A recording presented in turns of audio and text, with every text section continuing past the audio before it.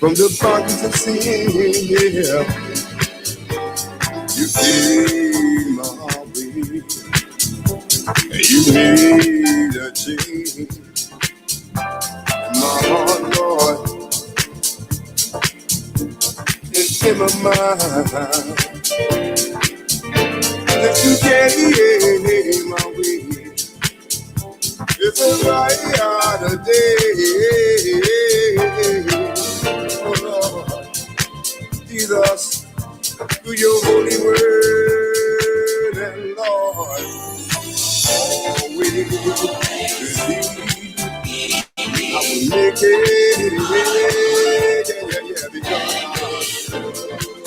I love you too much not to love you so much. I always believe, Lord, I will make it. Just because, Lord, I believe in your holy word.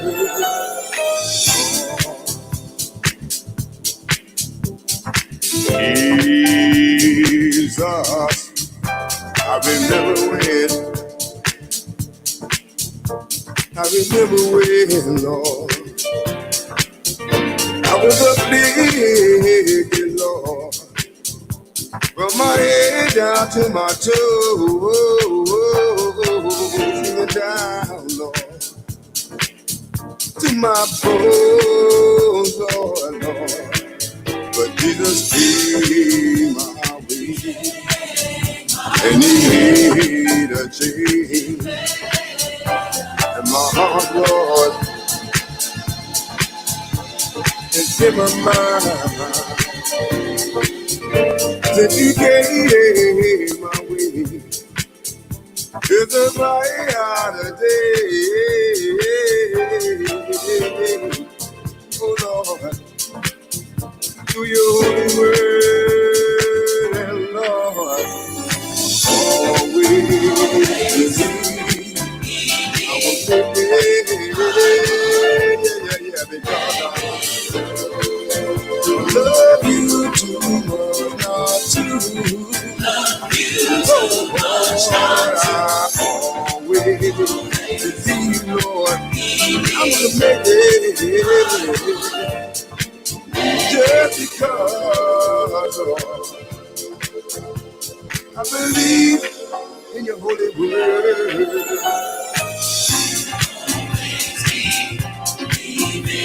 Oh Lord, I believe, always believe in your holy word.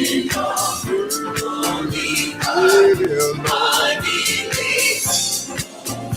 always believe in your holy word. I believe, always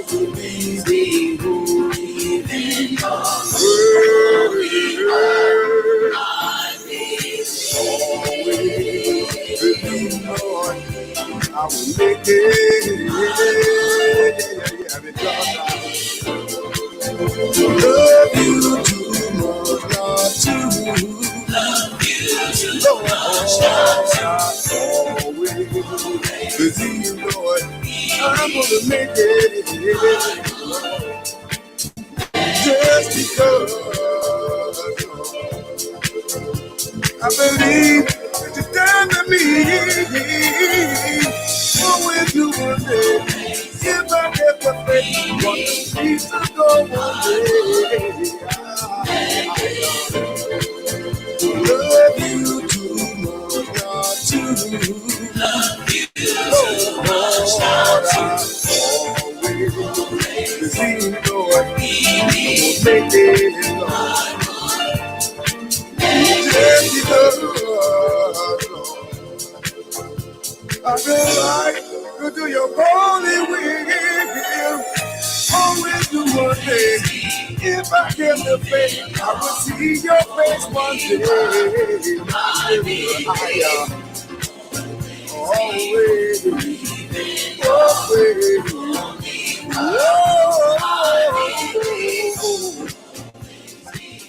You done with me to set me free.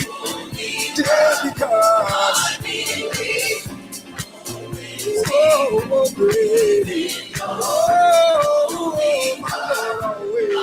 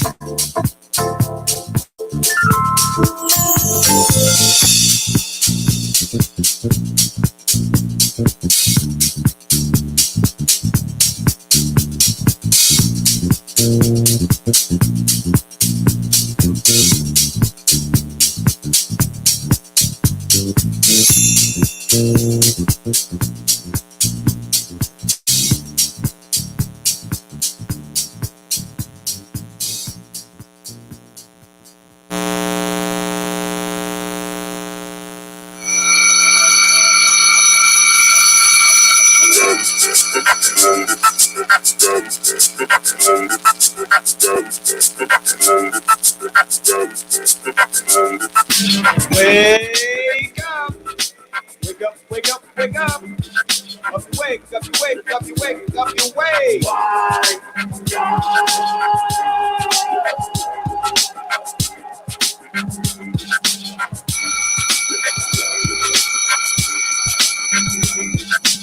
Wake up! Wake up, wake up, wake up! Wake up, wake up, wake up, you wake!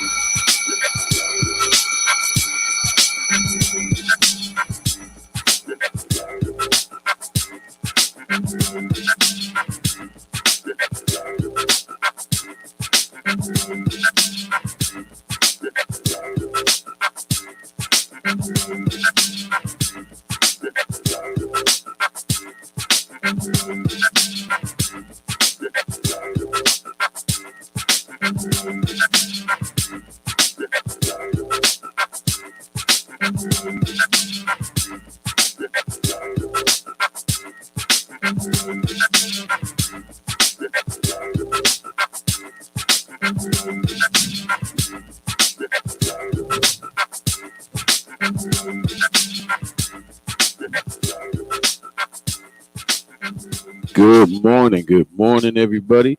Welcome to the Wake Up Show. I am Brother Isaac K. Fingers.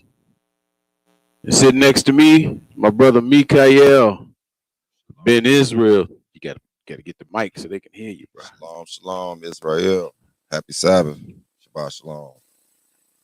So, before we get started, I want to give all praise and all glory to the Father in the mighty name of Jesus for letting us put this together for you.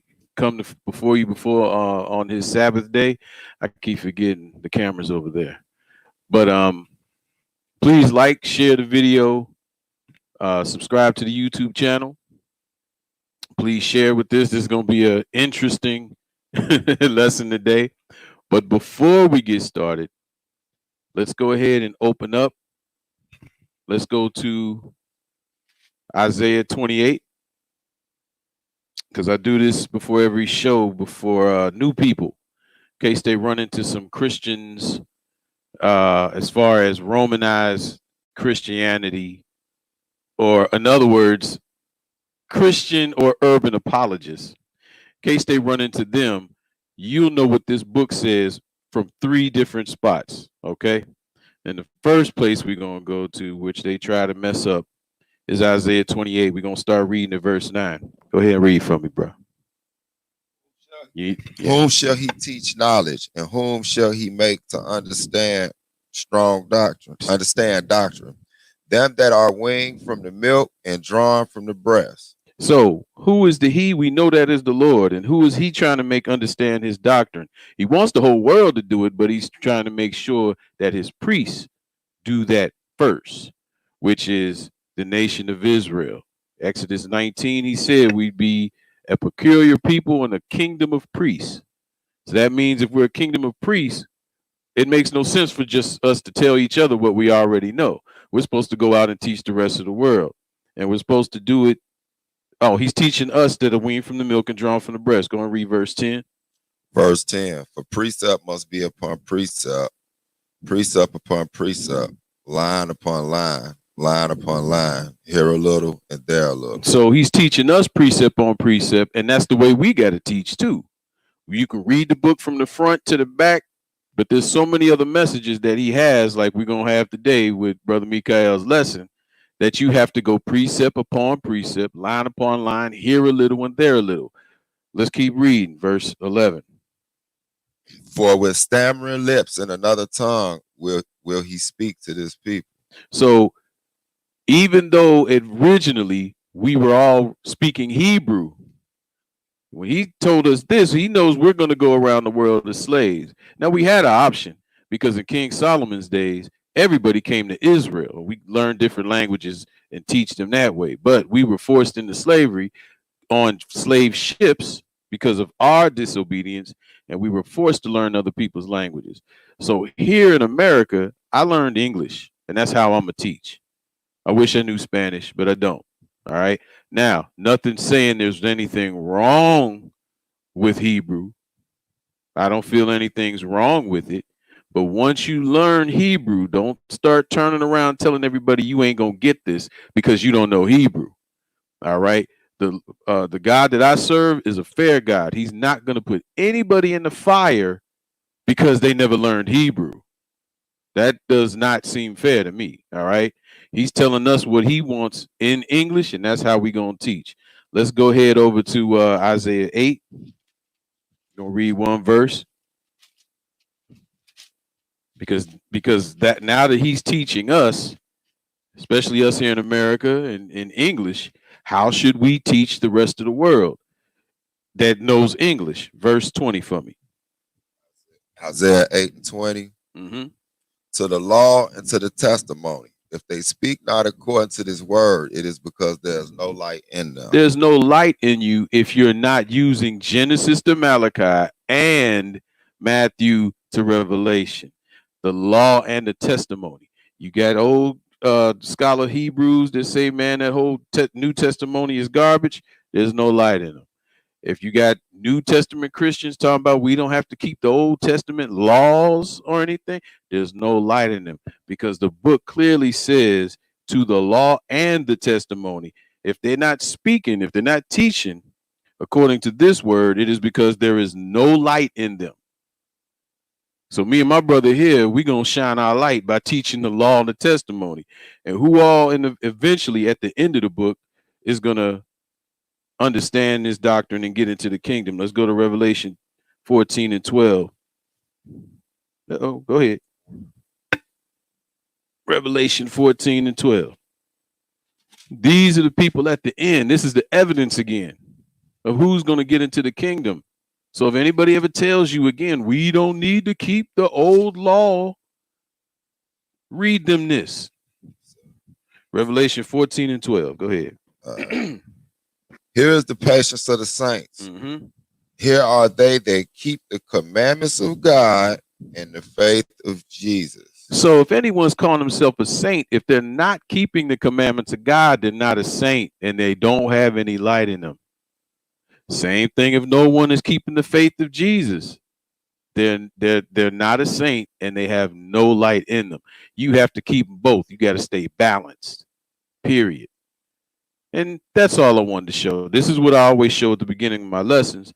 So now let's get together with this brother right here, brother Mikha'el ben Yisharan Israel, with his lesson today called The Giant Killers. Go ahead, my brother. Yeah, again, that was a beautiful open up by my beloved brother Azza. He's been bringing it. We still trying to bring forth the Lord's work, during this pandemic or whatever you want to call it, this situation that the Lord didn't allow to go down. So I just thank the Most High, give all praises to the God of Abraham, Isaac, and Jacob in the name of his son, Jesus Christ, which is our King and High Priest. We here and we come in the name of the word. And this one of these subjects that you kind of have fun with, like, it's not to be taken like overly serious, but it's biblical. It's biblical and it's there. And you get the question all the time about giants. And a lot of times, you also, it's a lot of different doctrines out there. And especially with some of them other books come in, because, that's all we do is collect and read books. And there's some outrageous stories in there. But they easy to be believed, especially if don't nobody talk about them. You know what I'm saying? Of course, we know salvation is key. That's our number one goal, is to try to please the Lord by following his law, statutes, and commandments and doing whatever it is he tell us to do so we can get our promise in the kingdom that he promised our forefathers, And at that same time, a lot of these things come with the increasing of knowledge. Like you said, man, with all you're getting, get understanding. So if people are being asked, about giants, was they real? Did they come from freaky angels sleeping with women? Or, did they come from another planet? Or, you got the old ancient Sumerian myths and all type of stuff out there. If you can't answer them, and it's in your book, something wrong with it. And so it's probably, when I see stuff like that, and like I say, it's kind of a fun subject. We don't talk about it too much. But when I hear questions like that, I see people on Facebook debating about it and stuff. I can see how, if it's not answered, they're going to go find out somewhere else, and they're going to probably come back with a spaced out story, man. Like right. A straight, and you know what? That was, you failed on your watch, Joe. You failed on your watch. You know what I'm saying? So I don't want that to happen to me. So we're going to take a look at something real quick. We're going to start this straight on off, because I was talking to one of my brothers the other day, and he kind of got the same mindset that I got. He's from a totally different camp and all that.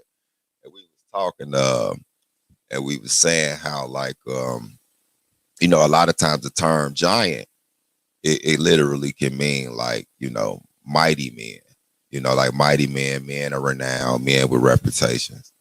And so we about to see that in the book, but it's also more to it than that, in which if you keep reading, you're going to see it was some really big dudes walking around here. I mean, King Og was bogus. This dude bed was like 13 feet tall, but we're going to get into that later on, right? But let's start off by going to the beginning. Let's go to Genesis, as my Hebrew brother said, Bereshit.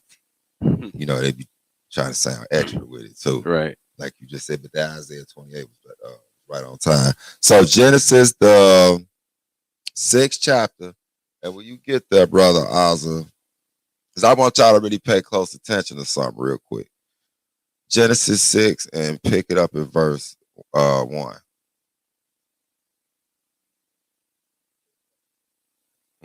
Yeah, I know.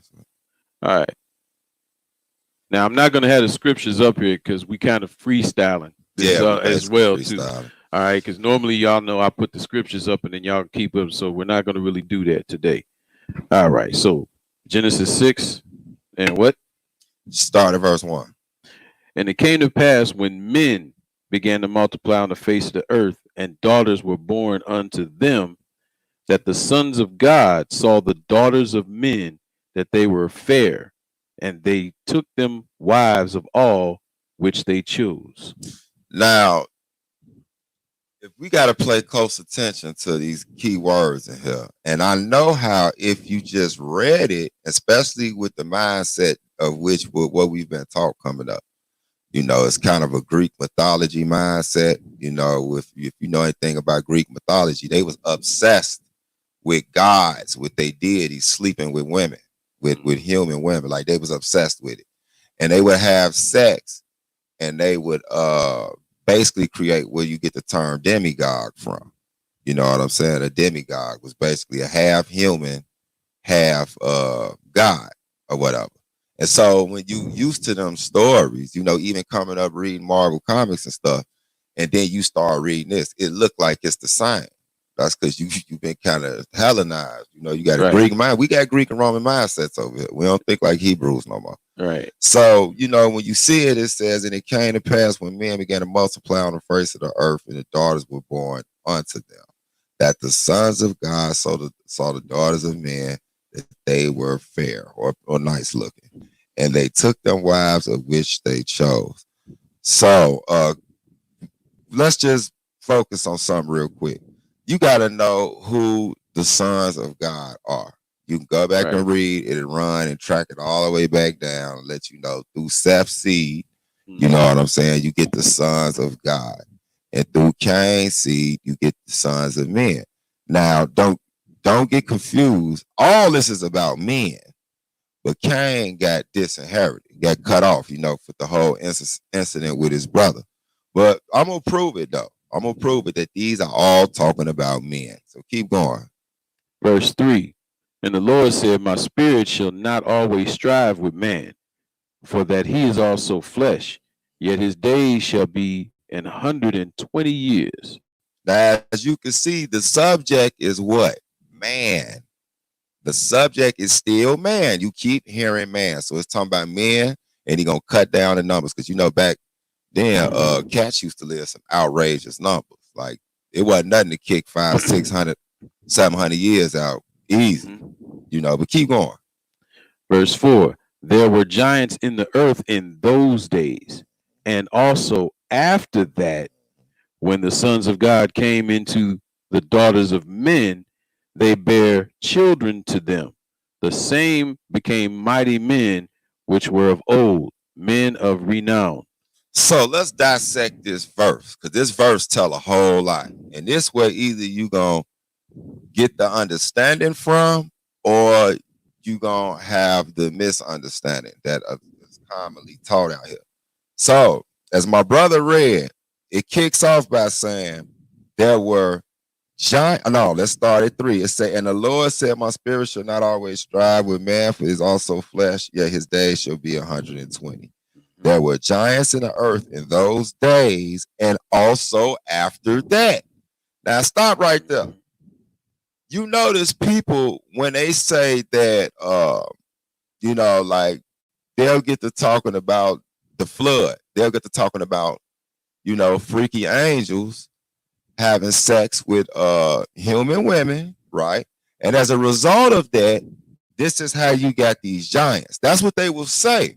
But it's a problem because they never pay attention to the next part of the verse. Which is a doctrine out of the Catholic Church. Yeah, it really is. Yeah. Because it comes from the Roman Greco. So, right. That's something they always. So it says, again, let's read that again, y'all. We're going to take our time. Giants in the earth in those days and also after that. Now, let's just stop right there and analyze this.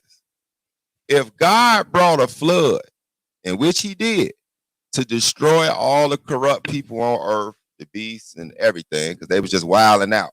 They was wilding out, right? Mm-hmm. If it was put here to destroy the product of some freaky angels, how is it that it said it was giants after that? Yes, sir. Meaning it was still giants after the flood. So that would mean God failed his mission. And I've seen some outrageous books. I'm not even going to promote them because I don't want nobody new in the truth to get, bewitched messing around with them. But I seen one where they said the giants was hiding in the cave.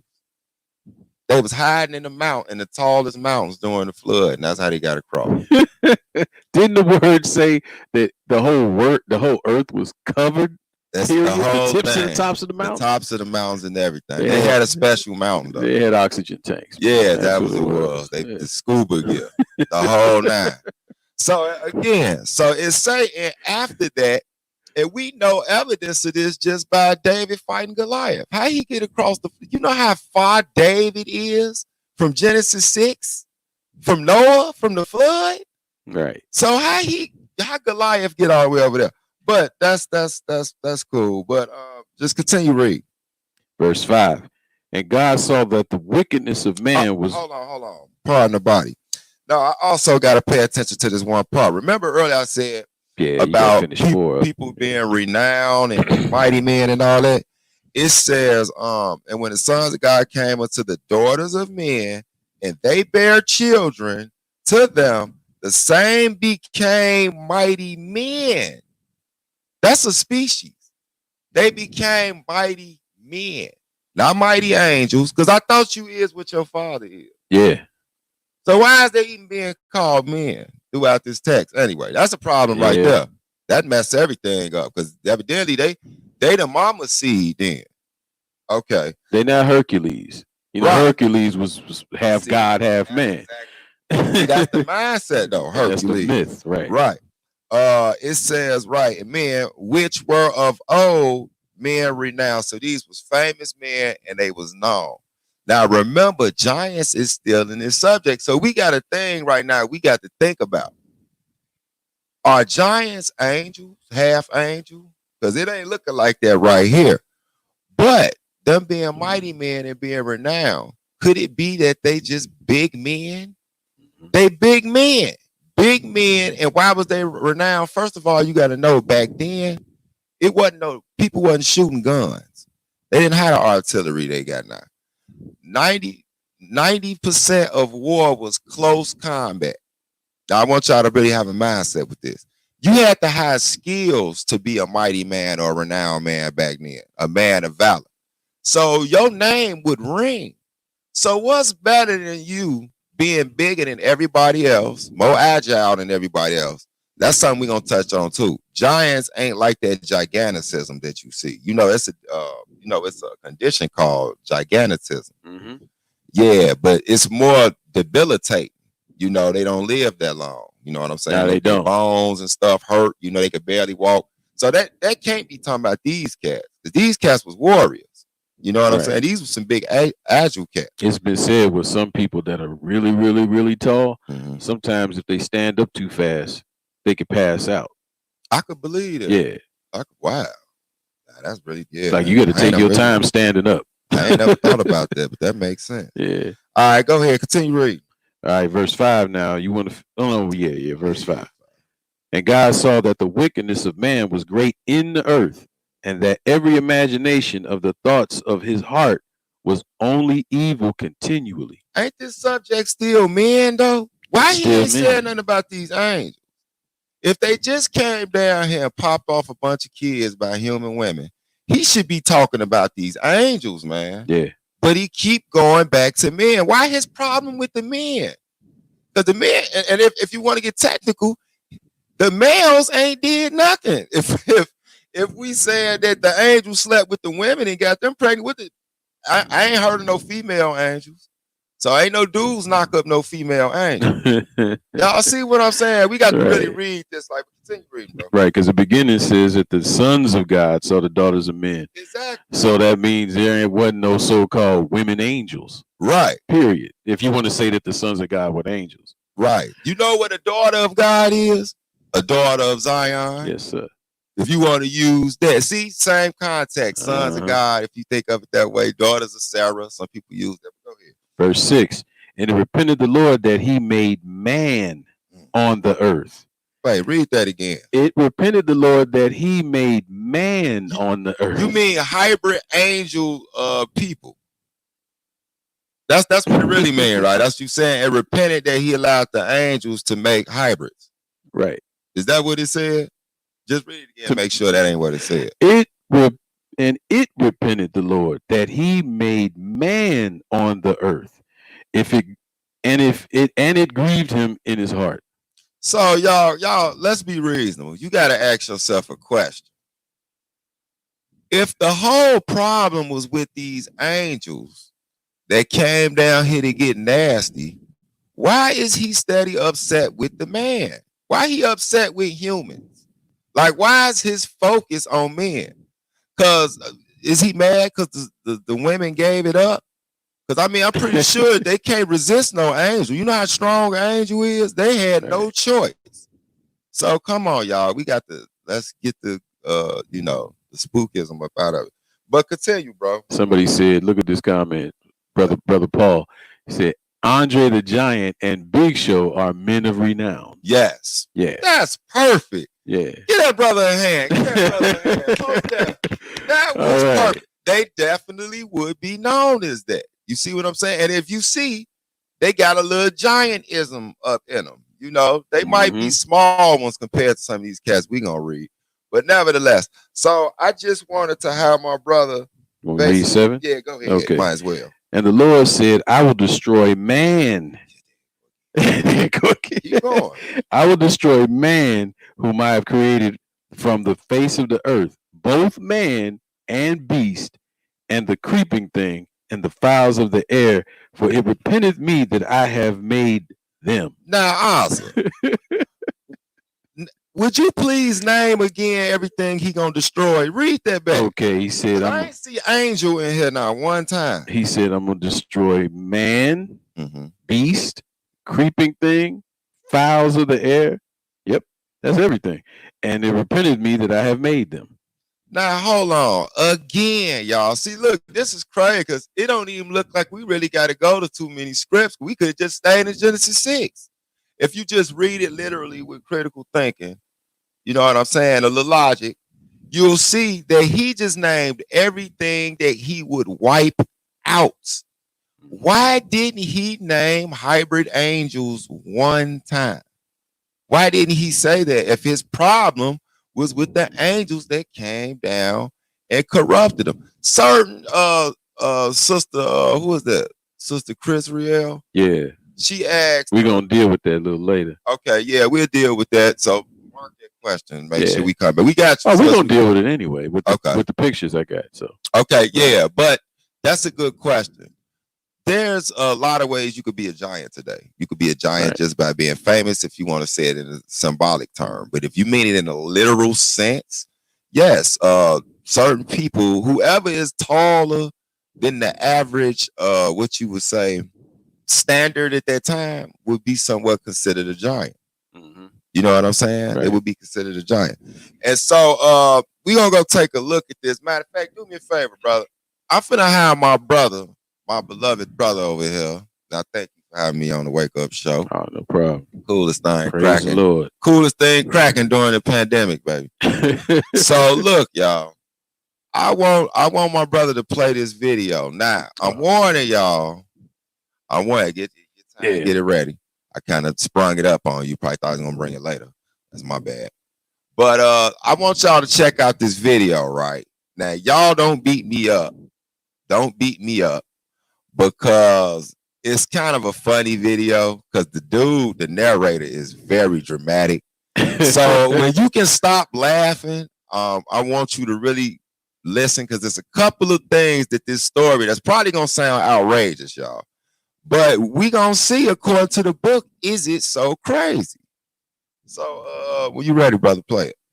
All right, we're going now. Wait a minute. Here we go. A patrol of U.S. Marines goes missing in a remote area of Kandahar. A second unit of the Special Forces is flown miles from the nearest village and deposited at the last reported rally point of the missing patrol. Might want to explain what this is too. This is a little documentary that someone put together about what was going on in Afghanistan. So this is modern day, and I think, what did he say, 2003, if I remember. Real recent. All right, let's go ahead and play it now. They follow its trail on land for only a few kilometers when they find themselves descending the side of a mountain. The Marines travel single file, following a narrow path, centuries old, made by goats, which brings them to the mouth of a cave in the mountainside.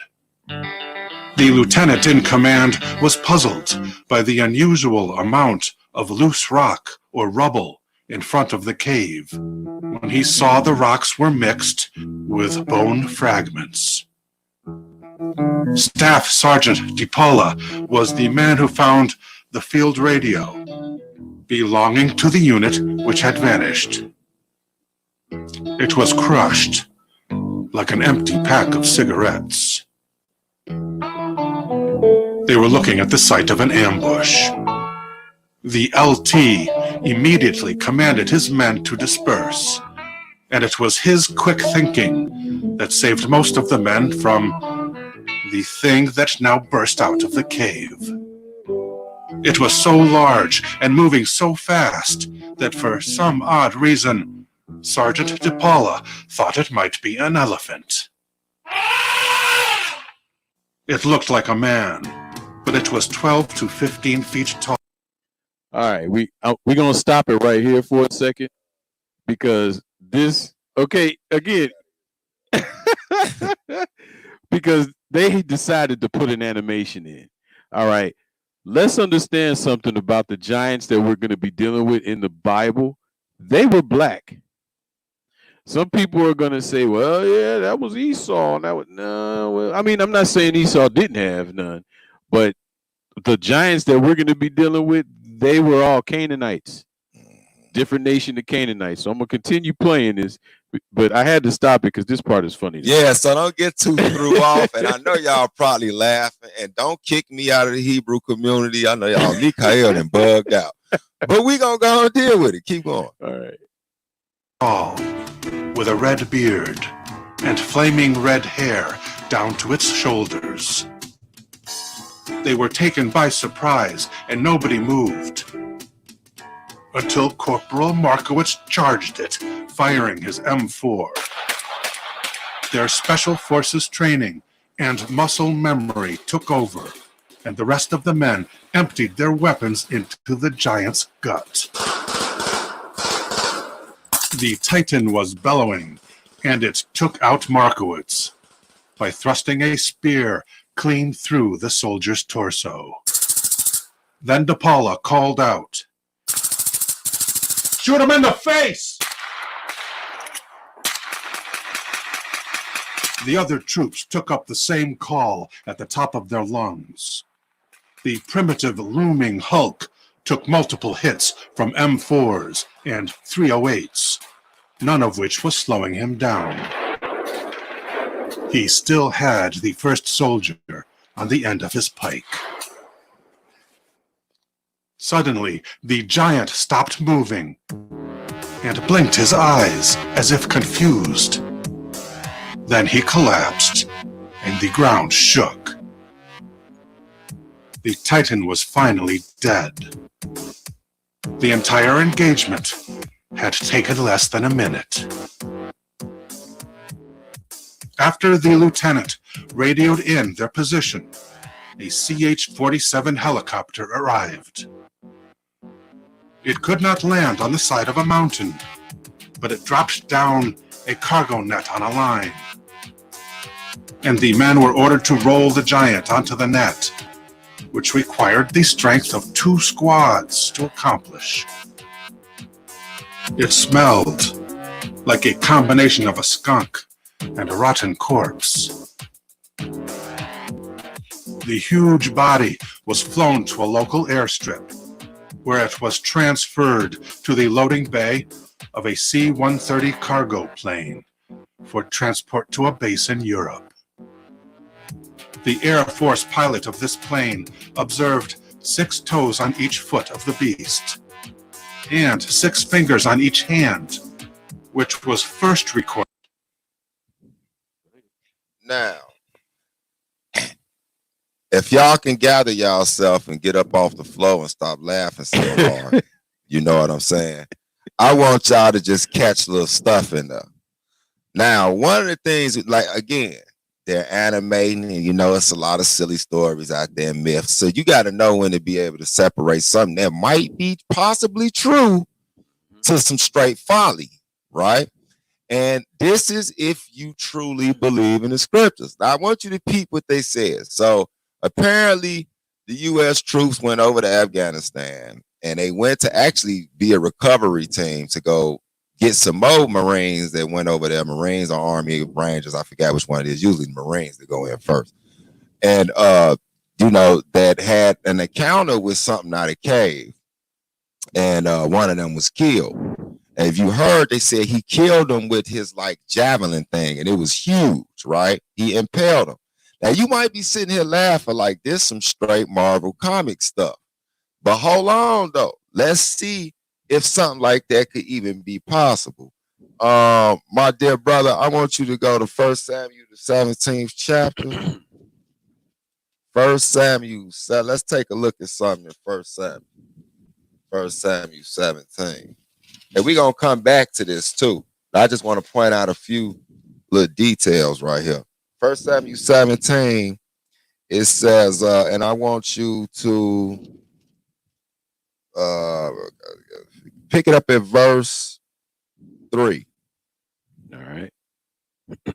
1 Samuel 17 and 3. Matter of fact, you could pick it up. If you might as well go ahead and pick it up at verse 2. Yeah, verse 2. All right. And Saul and the men of Israel were gathered together and pitched in the valley of Elah and set the battle of array against the Philistines. And the Philistines stood on the mountain on one side, and Israel stood on the mountain on the other side. And there was a valley between them.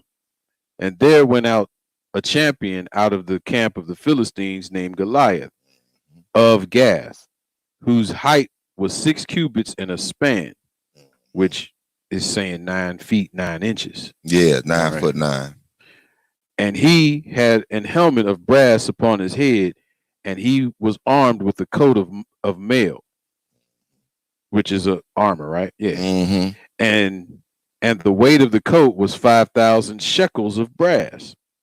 And he had greaves upon brass upon his legs, and a target of brass between his shoulders. Now, I just want to point something out right here. So if you think this story that we was just watching is utterly ridiculous, you know, other than him, you know, well, you know, like you said, that's another story. Animated picture. Yeah, the animated picture just burnt in y'all mind. But if you think about it, I want you to hear what he said. Remember, he talked about this big javelin that this supposed thing pulled out and killed somebody with. And then remember the other thing was the 6 toes and the 6 feet. Now we talking about the size of a giant. Let's look at Goliath. When the brother Ozzy just read this, did y'all catch the description? It say that this it said whose height was 6 cubits. When you do the estimate on that, it was like 9'9" or something like that, right? Yep. So this is an almost 10-foot dude that David was fighting. Our man's David King, the original giant killer. You hear what I'm saying? Over 9 feet tall. So this story that they telling, almost 10 feet tall. So this story that they telling shouldn't be that fantastic if you believe in the Bible, because as you can see here, this ain't talking symbolic. This talking literal. What was the other point? It said that he had a helmet of brass upon his head and was armed with the. Now this is the point I want y'all to catch. A coat of mail, and the weight of the coat was 5,000 shekels of brass. 5,000 shekels of brass is 125 pounds. So this dude, just his vest alone weighed 125 pounds. I hollered at one of my brothers, who's a police officer, and I asked him out of curiosity. I said, because when I looked at this vest, I'm like 125 pound vest. Look, that's not counting the weight of the brass helmet and the boots and all that, shield guards and all that stuff he got on. That's just the top. That's the top. So this cat probably had 300 pounds of armor on altogether. But just going off what we can read, that's 125 pounds. I asked my brother, who's a police officer, when y'all do all y'all SWAT gear and put everything all together, I think he said it was between 10 and 20 pounds or something like that at the most. You know what I'm saying? And I've talked to some military people with all the stuff they have to carry, and I think they have up to the highest probably 50 pounds of stuff on. So for a cat to have 125 just on the chest plate, just the chest plate, y'all, he got to be a huge dude. So go back to that. He carrying around a woman. Yeah, he carrying a woman around everywhere he go. Imagine we 125 pounds. We can only kind of imagine based off what we've been able to read. Right. But if you add all the armor with the weapon and all that, he will have a full-grown man on his back. Yeah. So yeah. Think about it, because that's like you said, 125. That's an petite woman. Right? So let's go to. I want you to stay here though, but just read verse 6. Verse 6, and he had greaves of brass upon his legs and a target of brass between his shoulders. Now, ain't no telling how much that, and it's brass. It ain't cotton. It's brass. Go ahead. And he stood and cried unto the armies of Israel and said unto them, why are ye not come to set your... Wait, where did you just jump to?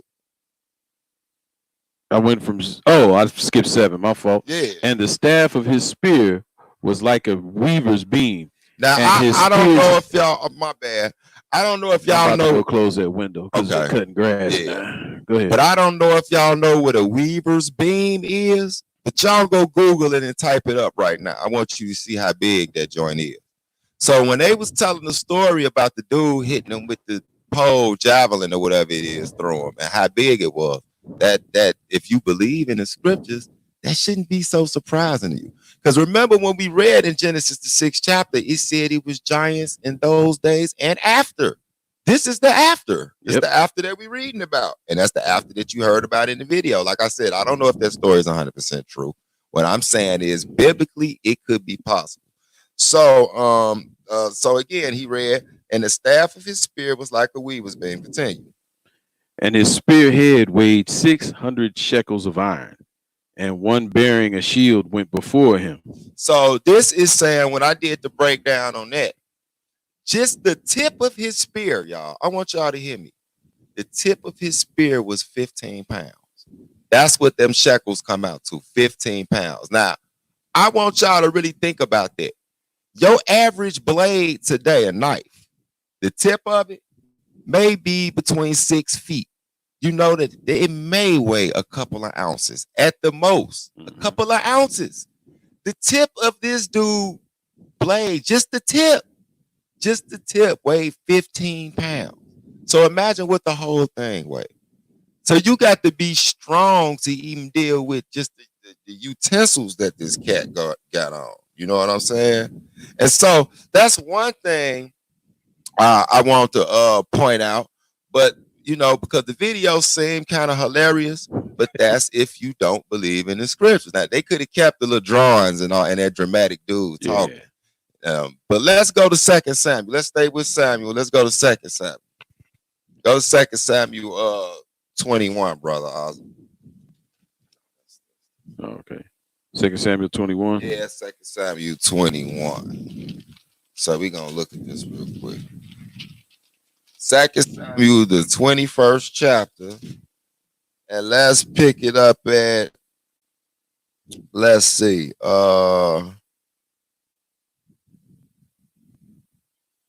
We could pick it up at verse 17.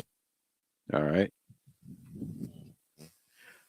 But Abishai, the son of Zerai, okay, everybody knows that I destroy names in this book. Yeah, he's a name. he's a biblical name butcher. Because the parentheses and all of that stuff, it'd be throwing me off.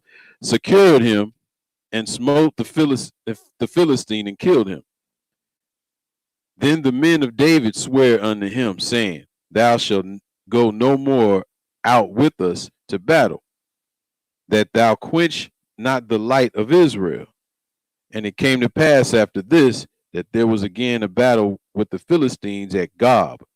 And Shebachai, What verse you at? I'm at 18. Okay. And it came to pass after this, that there was again a battle with the Philistines at Gob. And Shebachai, the Hushalite, slew Saph, which was of the sons of the giant. Okay, so we see another war kicked off. So this already let you know, and this makes a lot of sense going back to Genesis, the 6th chapter, that these giants were literal people, and they derived from literal tribes. Like Ozza said, you mainly see them coming up out of Hamite tribes at that time. Right. Because the Philistines was a branch off of the Canaanites. And you'll find out also about the Amorites, which was known to be giants. Mm-hmm. They was also a branch of the Canaanites. And so, yeah, we just want to point that out. But as you see, it say that this is one of the sons of the giant. You know, David, guys, banging with him or whatever. Go ahead. Verse 19.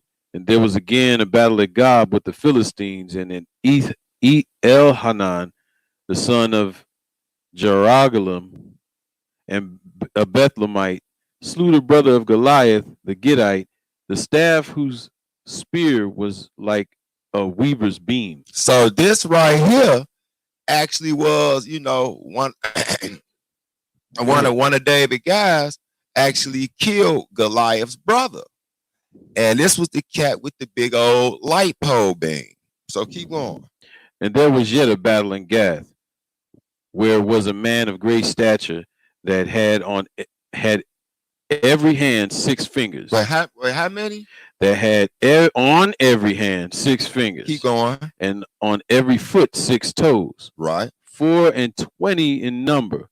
And he also was born to the giant. I want you to can I see the arm? No, let's just play it out. Yeah, we can play it out. So y'all just heard that for yourself. When the video said that, they found that, came to pick up the giant's body, how enormous he was, the first thing they noticed was 2 things: that he stinked. Now, the scriptures don't say these cats were smelly, because I'm pretty sure they couldn't be just, in society like that. But any wild man that started living in caves is going to be a little funky. And that's a lot of funk when you 9-10 feet tall. That's a lot of body you're supposed to be washing. But if you notice, it said he had 6 fingers and 6 toes. Apparently, that's in this video. That's what they saying that the military personnel said. It was distinctive that the man was big and he had 6 fingers and 6 toes. So I want you to let me finish that up. Yeah, it said also was born to the giant. So go ahead. Right, that's what. And when he had defiled Israel, Jonathan, the son of Shema, the brother of David, slew him.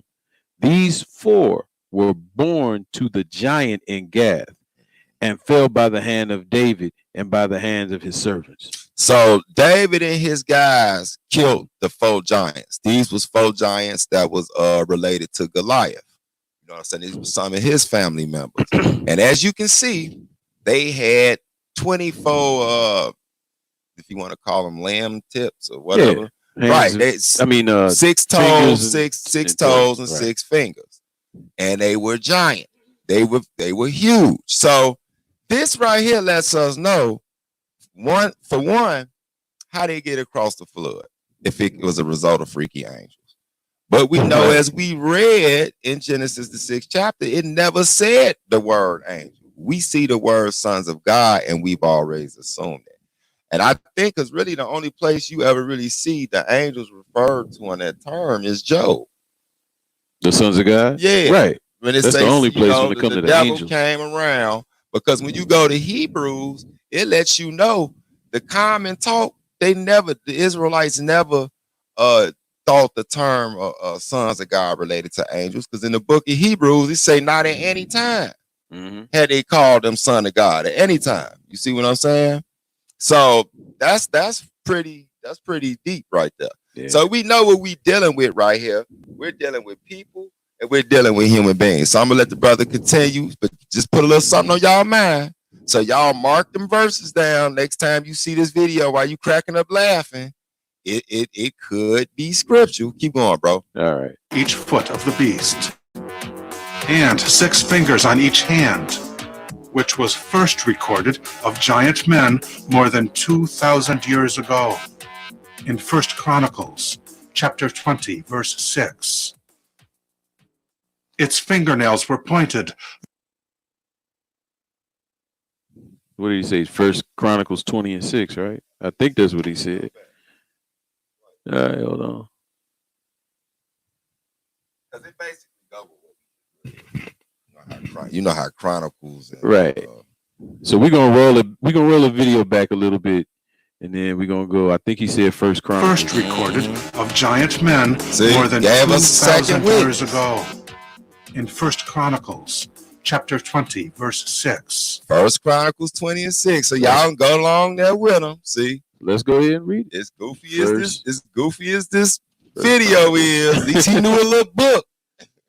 20 and 6. 1 Chronicles 20 and 6. When you get there, just go ahead and read it. Hold on. He say 6. We always got to go read back some and see where we can go. Because he might not know what he's talking about. But okay, I'm gonna start reading verse 5 just to go into 6. Yeah.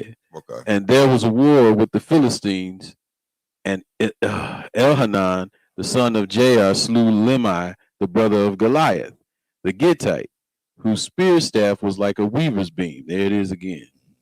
And yet again, there was a war at Gath, where was a man of great stature, whose fingers and toes were 24, 6 on each hand, 6 on each foot, and he also was the son of the giant. Okay, so that was just the second little witness to that, to what me and the brother just read a second ago. So you can let the video ride on out. It's only like 2 minutes left. Okay. I ain't gonna torture y'all too much. All right. Its fingernails were pointed, the pilot said, and its heels were wrapped with skin or canvas, similar to a moccasin. Its odor was overpowering, as if it had avoided taking a bath for a decade. Also, the pilot estimated its weight at 1,100 pounds, just over half a ton. Chain of Command insisted the Special Forces unit rewrite their after-action reports to eliminate any reference to the size of the creature. Today, the military denies this confrontation ever took place. Even the death record of Corporal Markowitz has been covered up.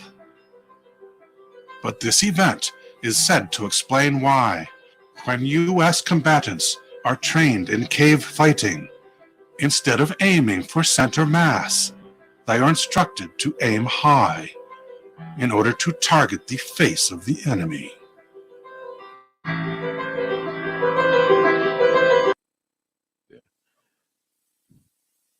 So this isn't like it's not true. Even though this was very dramatical, I want to show. Oh, I got to come out of this. I want to show. Yeah, there it is. So I want to show this. Let me see if I blow it up, can you see it? Yeah. But we're going to keep it right here. So, yeah. So these are skeletal figures that show heights, even the bone mass. I mean, man, these were some big people. I think the present day man, which is all of us right now, the average is this first one right here. That's the average. That's 6 feet. Everything else goes up. I mean, this dude here was 36 feet. That's, well, we're going to get into Bashan, but. Yeah, but like I'm going to say, I don't know. I don't know how big they get.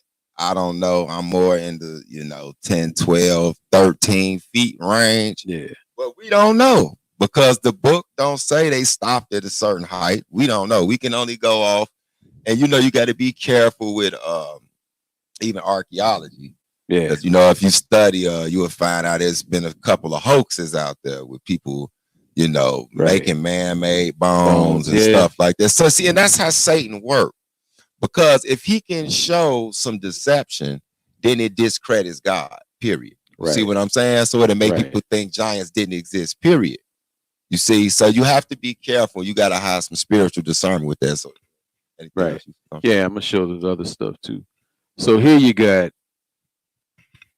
this one is saying, this first one that you can see on the screen, is saying that this dude is 5'3", and they're saying that this was the ordinary ancient Jewish guy. Which I don't believe that. I don't believe that he was 5. We may have had some 5'3" brothers. People, we got some now. Yeah, I mean Prince was 5'3". Yeah, he was. He was 5'3". Music Soul Trial, but I don't think that was that, because Jake's always had some height to you, and I'm about to show you that too. So glad you brought this up. That was perfect. Right. Now, here's a discrepancy between these two in the middle. One is saying from one book that Goliath was 6'8", but we already read in the book where from the cubics, the magistrate, the text, the Vulgate magistrate. We even read in the book where he was 9'9". So this one that's to the right, the right before the tallest one, he's 9'7", and that's how big Goliath would have been compared to either one of these two. Period. He still would have been big. Even, let me see, David was young, right? So maybe David was 5'3" at the time. We can speculate. I don't even think he was a little dude, but I know he wasn't a big. He wasn't. Well, he had older brothers, so that's and remember so what we got into. He was the runt because But remember what we was talking before about. I think it was Samuel asking, like, Lord, what about these cats? Yeah. Because they was, I guess, tall because King Saul, which we're gonna get into. Right. So I just believe that David was a short little dude at the time. All right. He was young, like you said. But Goliath was definitely this 9'7". Now, the King Og of Bashan, let me shrink it so you can see his height. It says that he was 11'10".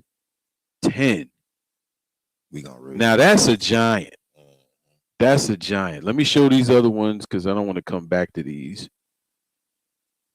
Now, to answer, okay, here would be Goliath and an average soldier. So if an average soldier was 5'8", and we know that Goliath was 9'9", still, I believe David was a little bit shorter than the average soldier because they were all looking like, wait a minute, you? Come on, man. But still. So you made a good point. He was young.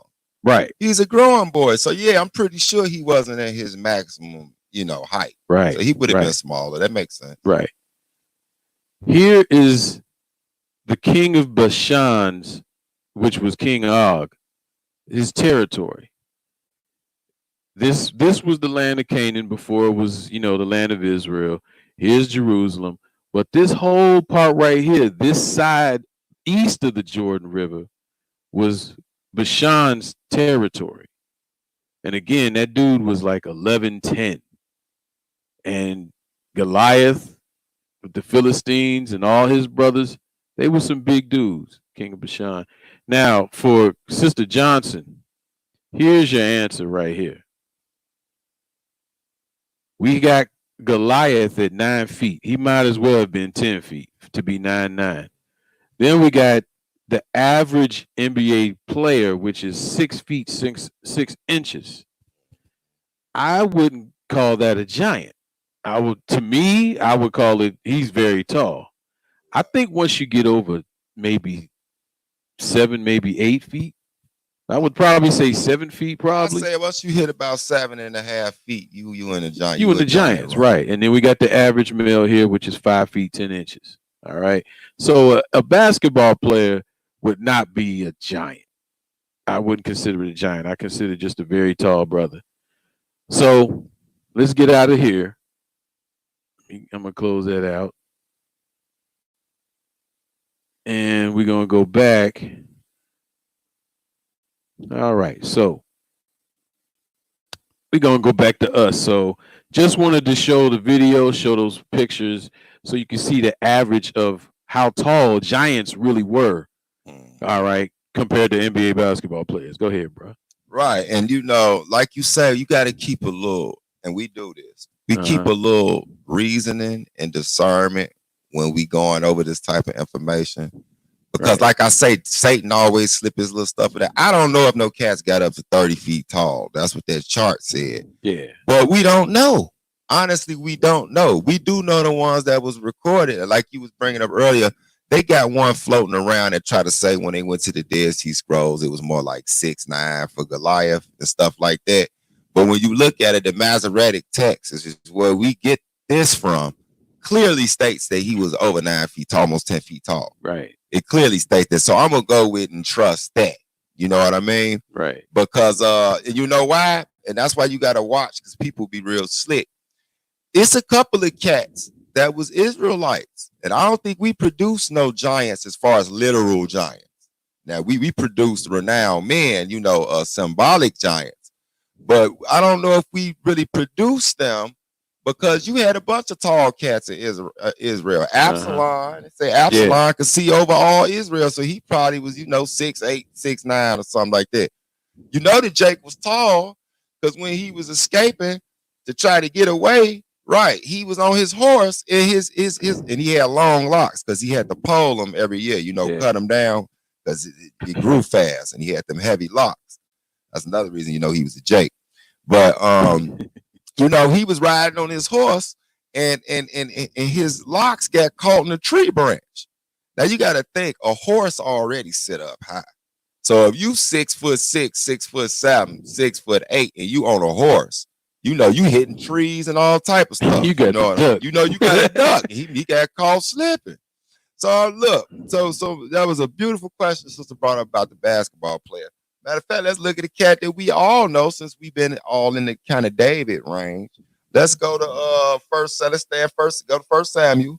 And when you get there to the 9th chapter, brother, when you get there, pick it up at verse 1. Because we're gonna look at this other renowned man in Israel. And that was our first king, King Saul, the rival to David. All right, so you get there, 1 Samuel chapter 9, pick it up at verse 1. Let's see what it said about David. Saul. Samuel 9:1. Now there was a man of Benjamin whose name was Kish, the son of Abiel, the son of Zahor, the son of Bachurath, the son of Appanah, a Benjamite, a mighty man of power. And he had a son whose name was Saul, a choice young man, and a goodly, and there was not among the children of Israel goodlier person than he. From his shoulders and upward, he was higher than any of the people. Now, his shoulders up. His shoulders up. So that lets you know it might have been some tall 6 feeters walkers. Israel, we produce a lot of 6 footers and 6+. I'm 6'4", and I know my daddy wasn't no giant. I'm gonna tell y'all something funny about that too. Y'all know me, I'm an open book. Anybody that know my old man he resting in peace right now. He sleep. My old man had 11 fingers. He was born with the little pinky on it. Mm-hmm. You know what I'm saying? I've known people like that too. And he wasn't no giant now. So don't people run around talking about I'm a child of a Nephilim or something, Anunnaki or something like that. But my old man wasn't probably, he was probably, give or take, he probably was 5'9" at the most. But I came out to be 6 foot. Now my mama got some height on her too. So they was probably about the same height.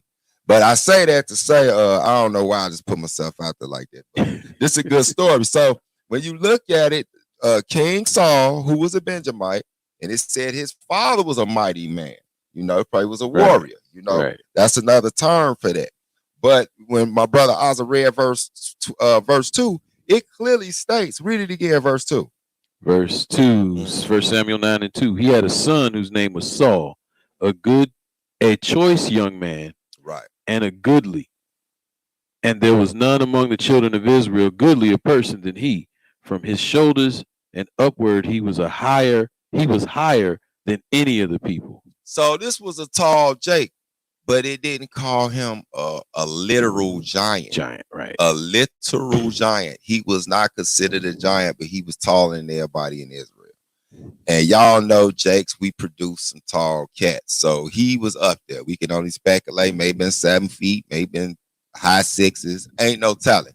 You know what I'm saying? But he was a tall cat. And so when you look at stuff like that, he still wasn't considered a giant. Like Ozza said, you got your average basketball player probably average 6'6". That's the average basketball player, right. 6'6", right? Yeah. But along those lines, you got a bunch of 6'9", 6'10", some 7-footers, a bunch of 6'1", 6'2". So that wouldn't necessarily be considered a giant. They just tall people, like you said. So, is there anything you want to add? Well, that's what I was talking about earlier. That King Saul was tall, right? Because he was bigger than everybody else. So that's why when it came to David, they were seeking someone to be like Saul. Right. They were looking at his brothers, and the Lord kept saying, "Nope, nope, nope," and it came to David. So on that note, we're gonna stay on that just to let you know, and I'm doing this because I don't know. It depends on what me and Oz at. We might even do a part 2. Because we're not just gonna focus on the physical stature of these giants. We're gonna get a little deeper. A giant can be a lot of things. A giant could be any obstacle too big or too strong for you that you might think. But we're gonna stay on this, just these big people. Because this is what I want y'all to know. We are the children of Israel. Yeah. We are the descendants of these people who was killing giants. That's the point I want y'all to focus on. Think about it. People was scared of giants, man. These was big, supreme, you would say monstrosities. You know what I mean? But Israelites was known for taking out giants. We fought them cats. We always got into it with the Amorites and the Philistines. You see, they stay. All the Canaanites. Saul and them was banging with the Philistines way back then. Then when David came, he had to bang against them. Let me say this real quick. I just want to tell Sister Deanna, we just talked about the giant. You missed it. You have to roll back, play the video, show some pictures. So you're gonna, when this is over, you're gonna have to roll back and look at it. See, she up on it. See, I ain't the only crazy one. So look, right. So what was I saying? I'm sorry, I interrupted you. My fault. But what was the point? Anyway. Well, you was talking about how Israel was always fighting against other giants. Oh, we was always fighting giants. Oh, and Deuteronomy 7. Oh, go ahead. Perfect. Yeah. Yeah, since it's on the subject, we might as well. That's why I say, if you want to interject anything, bro, put it on in there. So, that should give y'all some type of dignity to know that you descend from people who was the only cats that would fight giants. I'm telling you, man, Israel was like mutants. We're going to hit that too, that Jeremiah 51, the form of all things. Ain't nobody like us. Write it down because I'll forget. It's in 2 songs, I'll find it. But let's go to Deuteronomy 7 real quick. And we ain't gonna read much. It's like the first 2. Okay, go ahead. Which one? Deuteronomy 7 what? 1. Deuteronomy 7, chapter 1. When the Lord thy God shall bring thee into the land whether thou goest to possess it, and have cast out many nations before thee. Now, listen to the nations that the Lord is telling us we're going to cast out. Period. Go ahead. The Hittites. That's funny because you know that was what's the name that was related? Uriah. Uriah was a Hittite. And little got some bad news for some of y'all too. Yeah. That's a different subject. But his wife Bathsheba, and everybody love to get that name. She was not an Israelite. Yep. She was from the same tribes that Uriah was from. And they was a Hamite couple from Canaan. And also notice in here, the Lord is telling us to destroy them, period, when you read this whole chapter. But Uriah fought in the army for David. And then when David did when David killed him, the Lord got down on David. Why did he get down on David? Not just for breaking the law, but this dude became Israel. But we're gonna get to why these cats are tall. Right. Keep going. Right. I know what I'm reading for you. Yeah, go ahead. The Hittites and the Girgashites and the Amorites and the Canaanites and the Perizzites and the Hebrewzites and the Jebusites, 7 nations greater and mightier than thou. So if we already had some mighty men, these cats was even better than us. And we could have not defeated them without the Lord. Exactly. Period. These cats, King of Bashan, like we read, he was almost 12 feet. Right. We're going to go back to him. So. Yeah. Okay. Yeah. I just wanted to that was a perfect point. That was a perfect point. That's something that Israel is unrealistic with too. Like some of our beloved brothers try to make everybody an Israelite. Y'all do realize that we were a superpower at one time. Yes, when we started conquering during David, Saul, and then David, Saul, then his son Ishbosheth, which a lot of people don't know about it. Do a lesson on that. Right. And then David finally took over. And when they was and of course, you can't leave out Joshua. It really started, started there. The greatest military brother in the world. Could get down after anybody was a mighty man of valor. It was Joshua. Right. You know what I'm saying? Moses wasn't no slack either. He kicked it off, to be quite honest with you. With Lot. The old man kicked it off, Joe. Yeah. So we come from some warriors. And the point I was just saying, though, God already told us these nations that he just mentioned, these 7, and these the 7 he told us don't be marrying and all that type and making leagues with them and all that. But you see what wind up happening when you don't kill them and wipe them all out. You're going to have to start taking some of them in because they in your land. Yep. And so this is what a lot of Israel don't be getting is that when we became a superpower, y'all, we was no different than the United States as far as foreigners coming into our land, foreigners joining our military.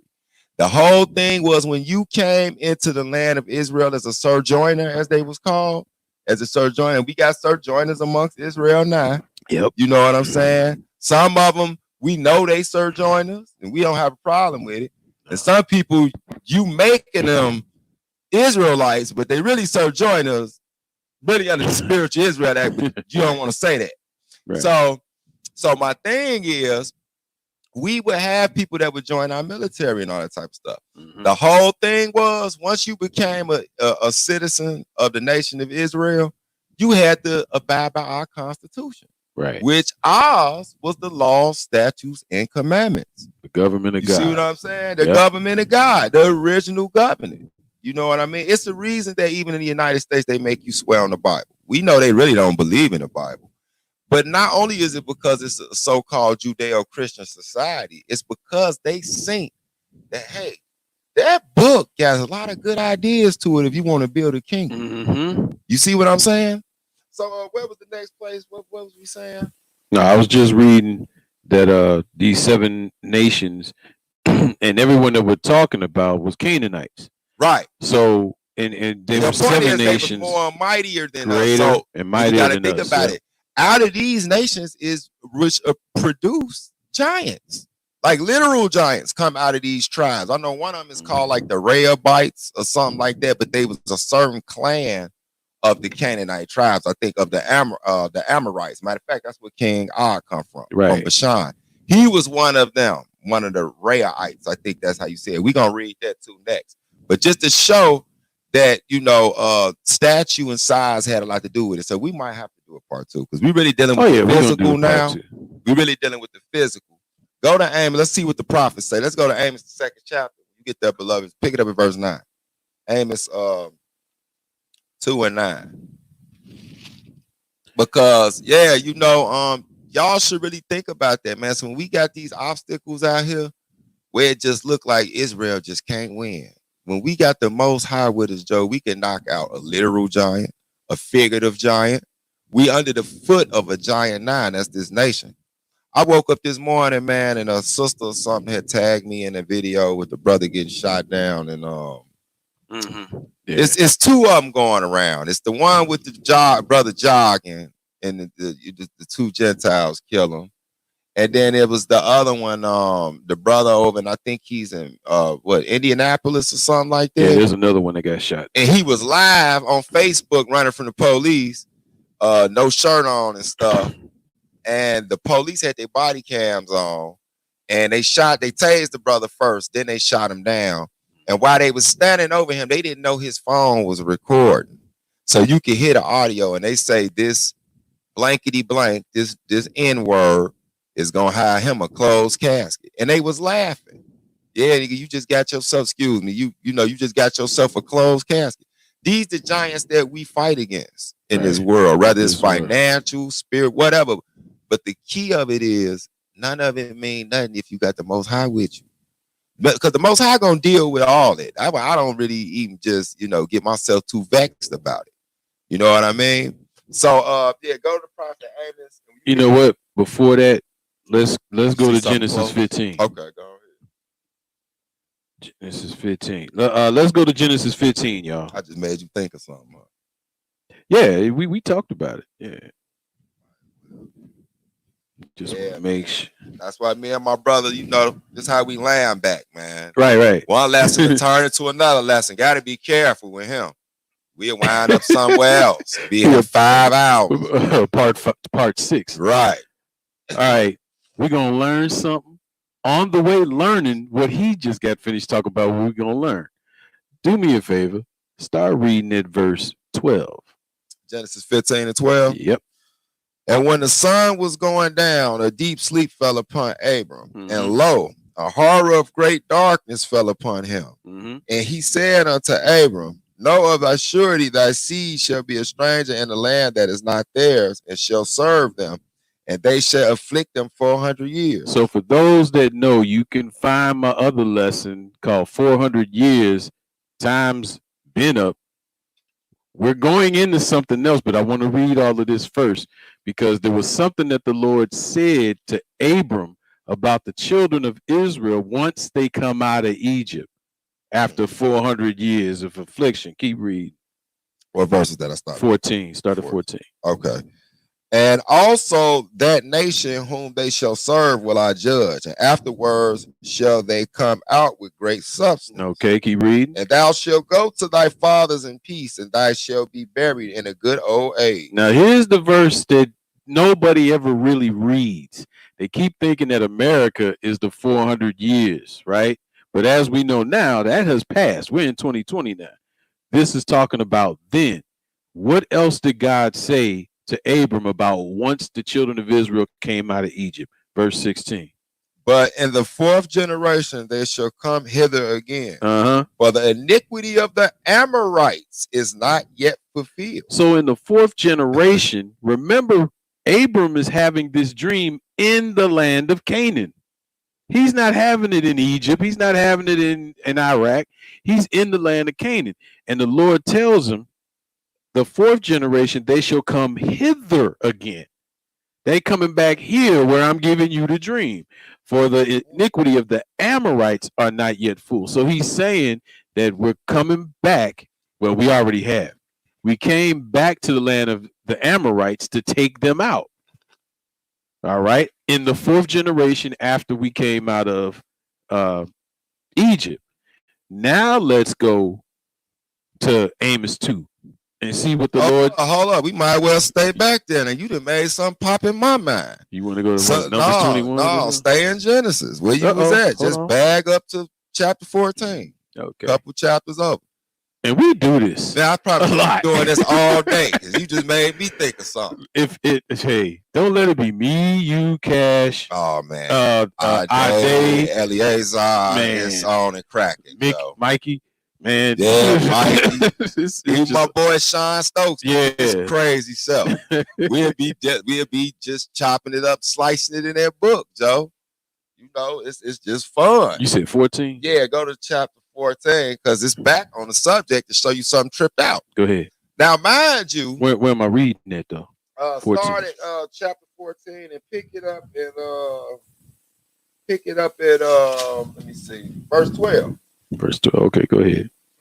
And they took Lot, Abram's brother's son, who dwelt in Sodom, and his goods, and departed.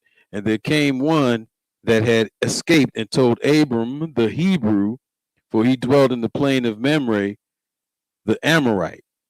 That's where the Lord gave him that dream, in the Amorites' place. Brother of Ishcal and the brother of Anar, and these were confederate with Abram. So Abraham, it's chances that Abraham had a giant in his confederacy. See, people didn't even catch that. Abraham had some cats that, like you say, when you don't wipe people all the way out, they gonna hang around. You gonna wind up getting cool with someone. It just works like that. Right. He had a confederate, you know, of some allies, and one of them was an Amorite. He might have been a giant. Who knows? You see what I'm saying? That's just something you just made me think about that while you was right there. So let's go to the prophet Amos. Amos, you there already? Because like we said, the Lord, we just read from what you read that he was definitely in the land of the Amorites.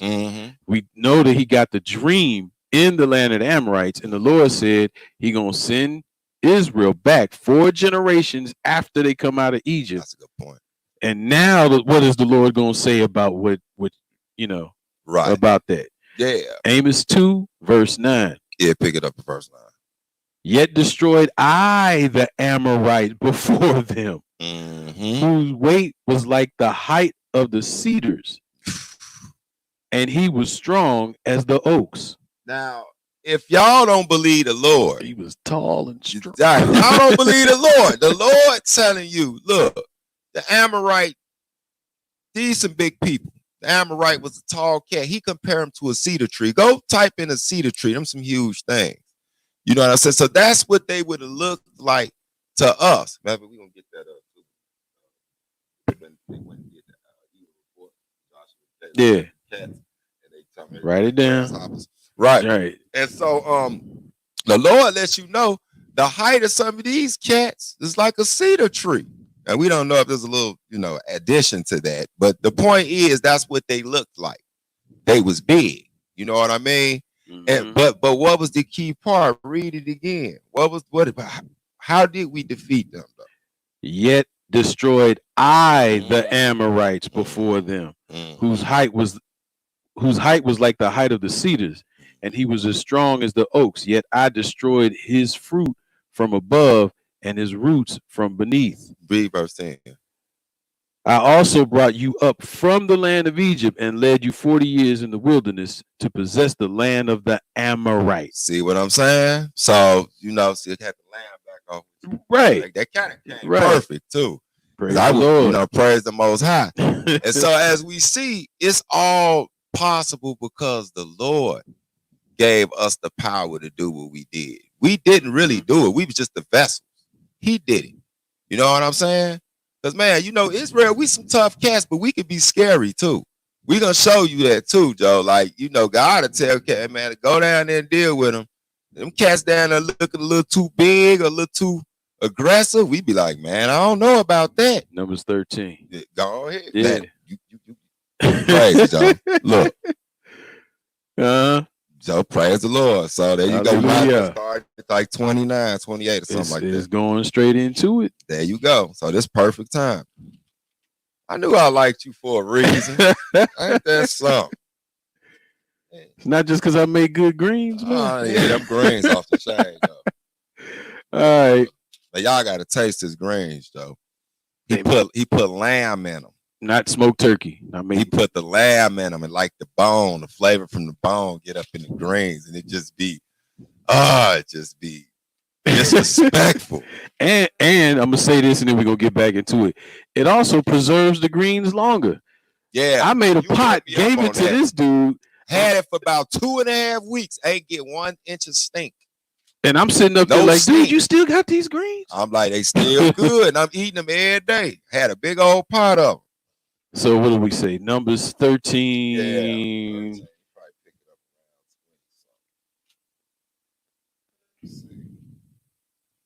13. Let's start 25. Yeah, matter of fact, start at verse 22. All right, because we're going to end up going all the way to 33. Okay. All right, so Numbers 13 and 22. And they ascended by the south and came unto Hebron. And here go these words again. That's Shimon, Shishai, and Talmai, the children of Anak were. Now Hebron was built 7 years before Zohan in Egypt. So the focus is, you actually didn't do bad on that one. The focus is Anak. You get the terms Anaki and Anakim and all of that stuff. He's the original one that you see giants sprout out of. So all of them was kind of rather, somewhat related to Anak. Whether it was the Philistines, the Amorites, there's a couple of other groups up in there that come up out of Anak. You know what I'm saying? Which is like the third son of Canaan, I believe it is. You know what I mean? So these people produce giants on the regular. So why don't you go ahead and you might as well just keep on reading. Right. And they came unto the brook of Eshcol and cut down from thence branch of one of the clusters of grapes, and they bare between two upon a staff, and they brought of the pomegranates and of the figs. The plate, you know what I just realized, man? I want to say this before I keep reading. No wonder this place was called the land of milk and honey. No, I'm saying in order to feed all these giants, they had to have some good food. They had no wonder the Lord was like, listen, I ain't think about that. In order to feed these giants, they had to have some good food. Hallelujah. So back to 24. The place was called the brook of Eshcol because of the cluster of grapes which the children of Israel cut down from thence. And they returned from searching of the land after 40 days. And they went and came to Moses and Aaron and to all the congregation of the children of Israel under the wilderness of Paran to Kadesh, and brought back word unto them, unto all of the congregation, and showed them the fruit of the land. And they told them and said, we came unto the land whither thou sent us, and surely it floweth with milk and honey. And this is the fruit of it. Nevertheless, the people be strong and dwelt in the land. Nevertheless, the people be strong that dwelt in the land, and the cities are walled and very great. And moreover, we saw the children of Anak there. The Amalekites dwell in the land of the south, and the Hittites and the Jebusites and the Amorites in the mountains. And in case y'all don't know, the Amalekites are Edomites. They descend from Edom. To be technical, them actually the cats that's over there in Israel now claiming to be us. They really Amalekites. When you look in the scriptures, it calls them Idumea or Edom. You could look at Ezekiel 35, Ezekiel 36. But in a couple of places it actually gets real distinctive on which Edomites them is, and that's Amalek, the Amalekites. So I just wanted to throw that in there so y'all don't get confused with the names. Go ahead.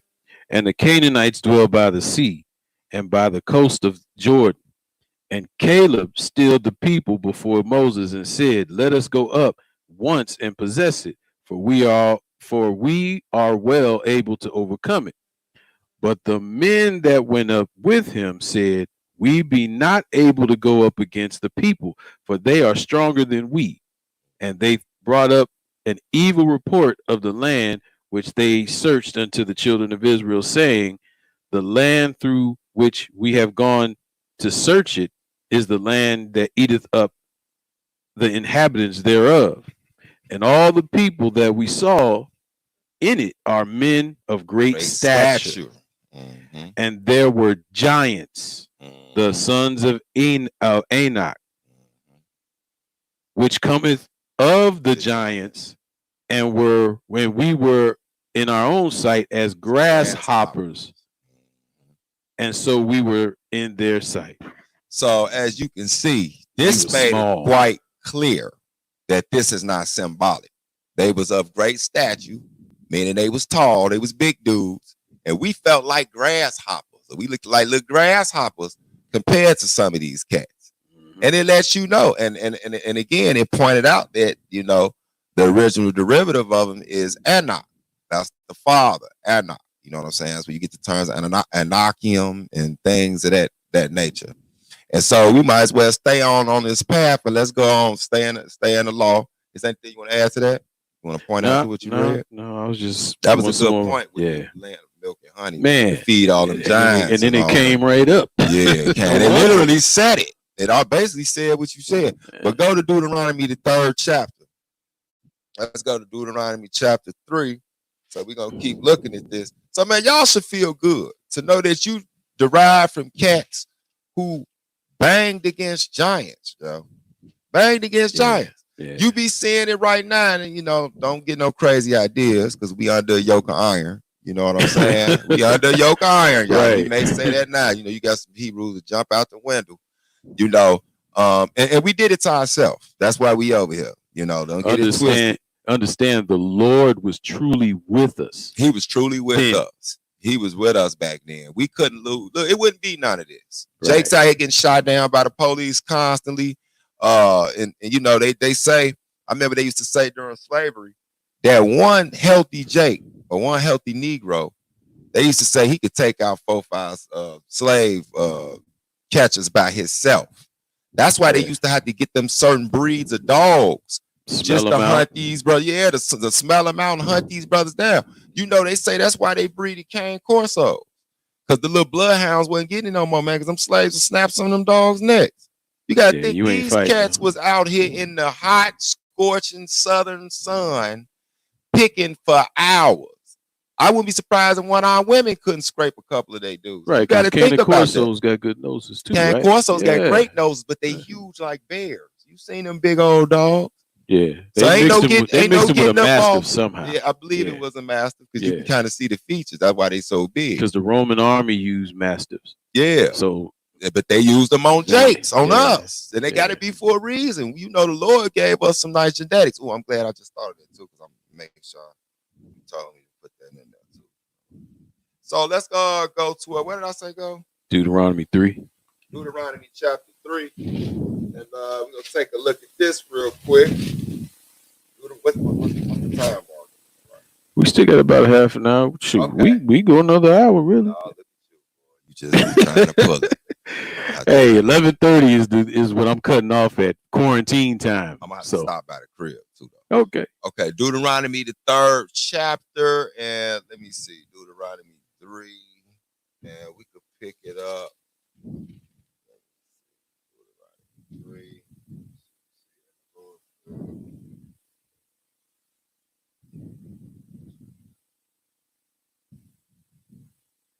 Cat, I'm gonna read this real quick. What Cash just said.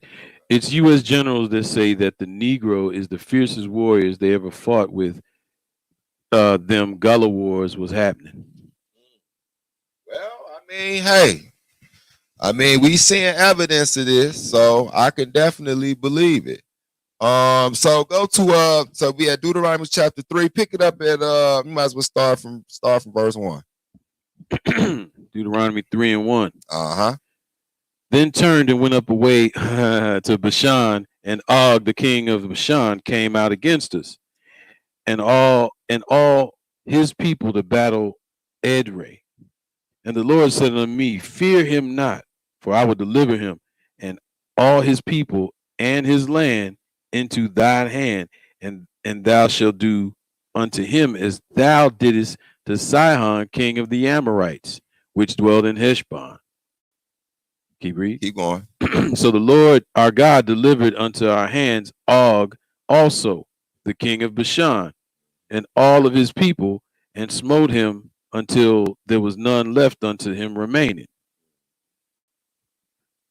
What? Hold on, where is it at? Dude,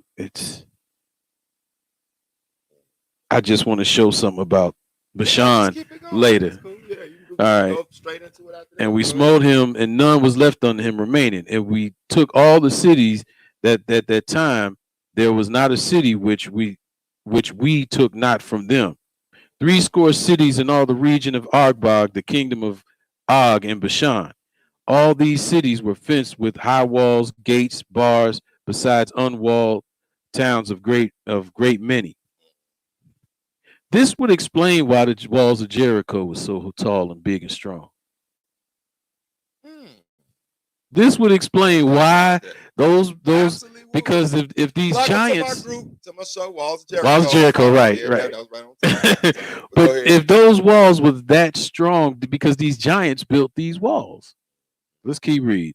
And we utterly destroyed them, and we did unto Sihon, king of Heshbon, utterly destroying the men, women, and children of every city. But all the cattle and other spoil of the cities we took a prey of ourselves, and we took at that time out of the hand of the 2 kings of the Amorites the land that was on this side of Jordan, from the river Arnon unto the mount of Hebron, which Hebron and the Sidonians called Sirion, and the Amorites call it Shinar. All the cities of the plain, and all Gilead, and all Bashan, unto Sekah and Edrei, cities of the kingdom of Og in Bashan. For only Og, king of Bashan, remained of the remnants of giants. And behold, his bedstead was the bedstead of iron, and is it not the rebuff of the children of Ammon? 9 cubits was the length thereof, and 4 cubits was the breadth of it, after the cubit of a man. And this land. Okay, stop right there. All right. I don't know if y'all know what y'all just read. I had him read all that. For one, I wanted y'all to see the history. For two, we seen that this was, like you say, these was great defense walls and cities. These weren't like some little villages like you see, in some little third world country, When you see them movies, like even with the Europeans and stuff, when they had these castles and these fenced places, who you think they got that from? We was doing all that in the East long before the West. You know what I mean? We had that type of stuff. So, and it was a good point that the walls of Jericho, why it's so famous. Why so that was some big old walls. Giants built them things. Yeah, so that wasn't the only. And if you think about it, it's say 4 to 5 cities, plural. So yeah, there wasn't the only 4 to 5 city like that. Jericho was just kind of ringing at the time. You know what I mean? Mm-hmm. And so, but that last part, which part I really wanted you to focus on was his bed. Right. Just read Read that again. I want y'all to pay attention to this man's bed. This is King Og of Bashan, one of the remnants of the giants at that time. For only Og, king of Bashan, remained of the remnant of giants. Behold, his bedstead was a bedstead of iron. Is it not in Rebath of the children of Ammon? 9 cubits was the length thereof, and 4 cubits the breadth of it, after the cubit of a man. Now, when you do the measurements on that, that's a 13-foot bed. So it was 13 foot long. His bed, y'all. His bed was 13 foot long and 6 feet wide. Do you know how big you got to be to have a bed like that? But that makes sense that you would need a bed that big if you about 10, 11 feet tall. Because if you 10, 11 feet tall, you got to be well up 700 pounds or 8, something ridiculous. You know what I mean? And if y'all notice, it was a bed of iron. Back then, your common bed would have been made out of wood. Why this dude bed was made out of iron? Because he was heavy. If you're gonna be big, you're gonna be heavy. You just gonna be tall and just be skinny. You know what I mean, or be light. You're gonna have some weight to you. And there's other stories I've seen some Hebrews say that bed wasn't talking about a literal bed. It was talking about his casket, his grave. Because that is how Israelites talk back then. Your bed, lie in your bed with your fathers. That could mean bed or it could mean grave. But I don't see grave. I don't see casket. So I'm just going with his bed. Y'all see what I'm saying? And so we wanted to point that out, that this was a literal big dude. And Pete, it ain't saying all the giants was wiped out. It said he was the one that remained, him only. But guess what? That's him of who? That tribe of the Rephaim of the Amorites. Y'all forget, you still had people, remnants of Philistines running around. And it was a couple of more tribes, groups that came up out of Anak. Remember that. So when you put all those things into factor, who's to say we ain't got a giant running around here? Right. Bigfoot. But I ain't gonna get on that.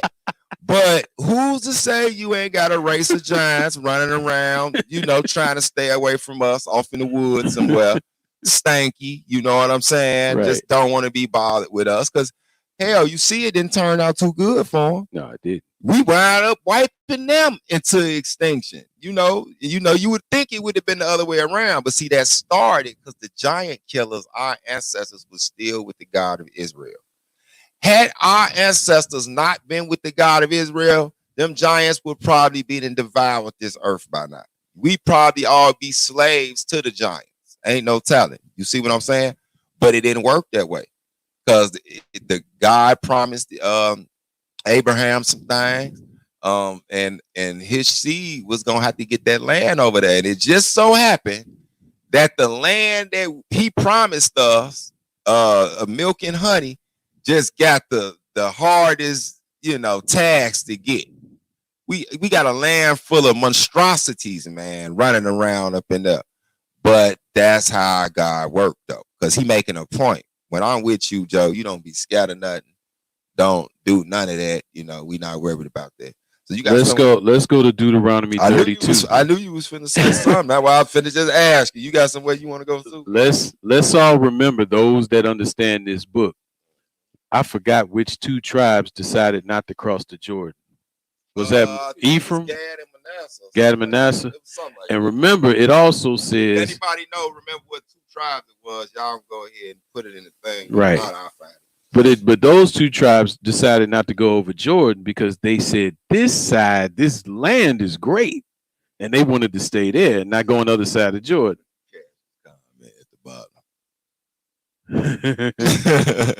But the thing is, and it's starting to hit me now, how great this land was. And now we're gonna read Deuteronomy 32, because in order for this land to be the land of milk and honey, it had to be a lot of plentiful food for the giants, right?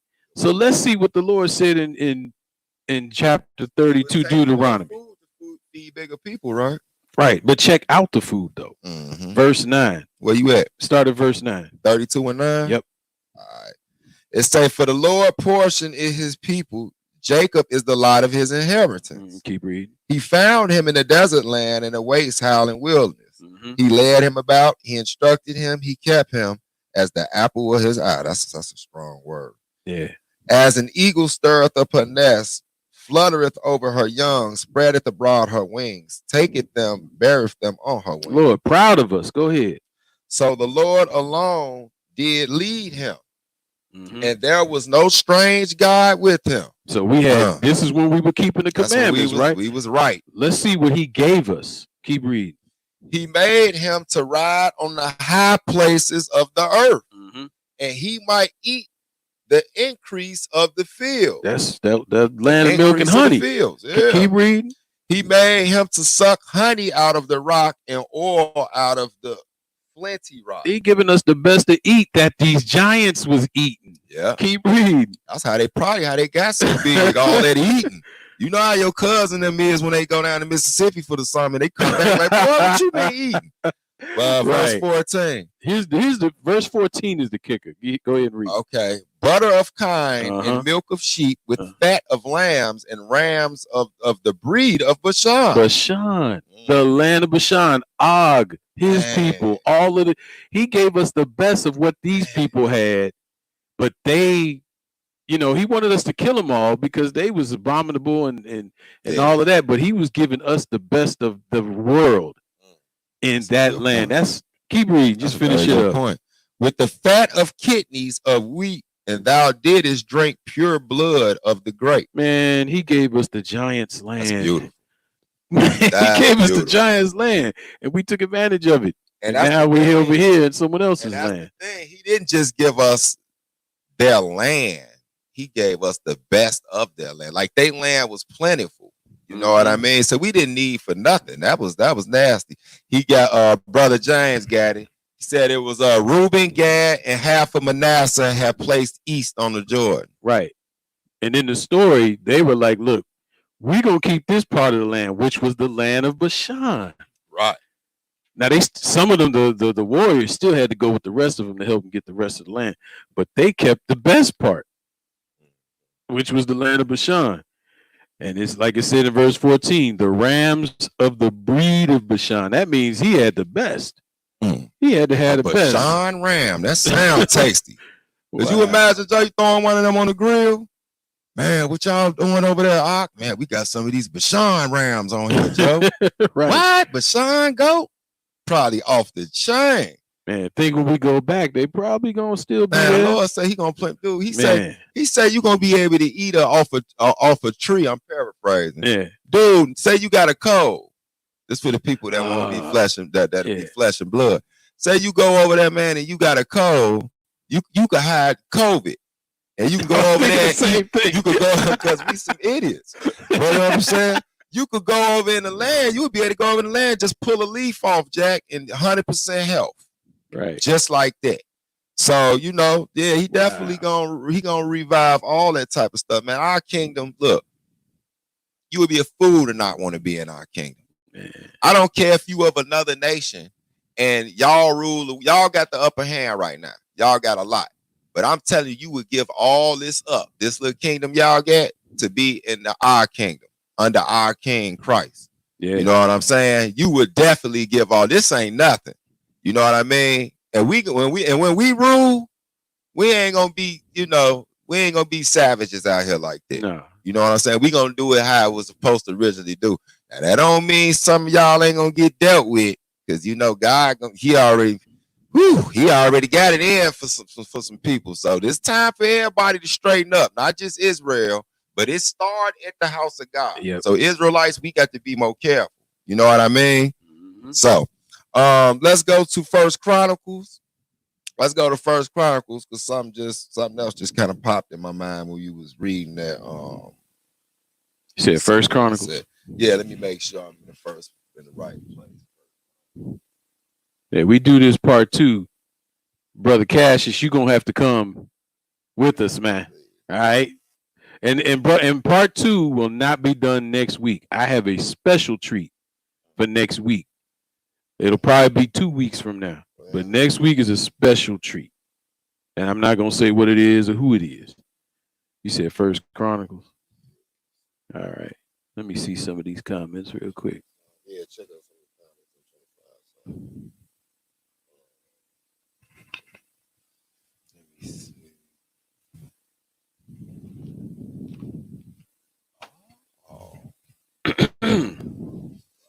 All right. Yeah, so while he looking, please like, share, and subscribe to the YouTube channel. Start watch parties. Click that bell on YouTube so you know every time I go live or if I load up a video, which is rare. But again, thank y'all for tuning in on Facebook and on YouTube, and praise the Most High for this freestyle lesson. I've never done this before. Yeah, it's freestyle. It's kind of fun, man. Yeah. If we both, got the right spirit, it flow pretty good. So I want you to go to First Chronicles, the 11th chapter. My bad, y'all. First Chronicles 11. I got beside myself. First Chronicles chapter 11. I'm gonna show y'all something else that's kind of tripped out. Because remember, we was naming those certain groups that giants come out of. And, you know, it's funny they all been Hamites, but it was a specific group. But we gonna show something else too, though. So I want you to pick it up. Man, that seagull was loud. Yeah, they loud around like here. A kid. They fly right back. Yeah, screaming. Go pick it up at verse 20, Awesome. Verse 20. And Abishai, the brother of Joab. Okay. See, that's what I'm saying, man. They take all these out. I can read it. And Abishai, the brother of Joab, he was a chief of the three. For lifting up his spear against 300, he slew them, and a name among the three. Of the three, he was more honorable than the two, for he was a captain. Howbeit, he attained not to the first three. So you go back and read this on your own, but these some of David mighty men. David had some cold cats, Joe, coming up out that house of David, Joe. And you know, they talk about like his the three general. It was cats, man. That was, you know, they had like superpowers. If you go back and look, it said like one of them run like a deer and the other one killed 1,000. And, you know, so you get to get into these stories, man. We come from some cold cats, but continue read. Benaiah, the son of Jehoiada, okay, the son of we're at 22, right? We at 21. Go to 21. Okay. Of the three, he was more honorable than the two, for he was a captain. Howbeit, he attained not to the first three. Okay, keep going.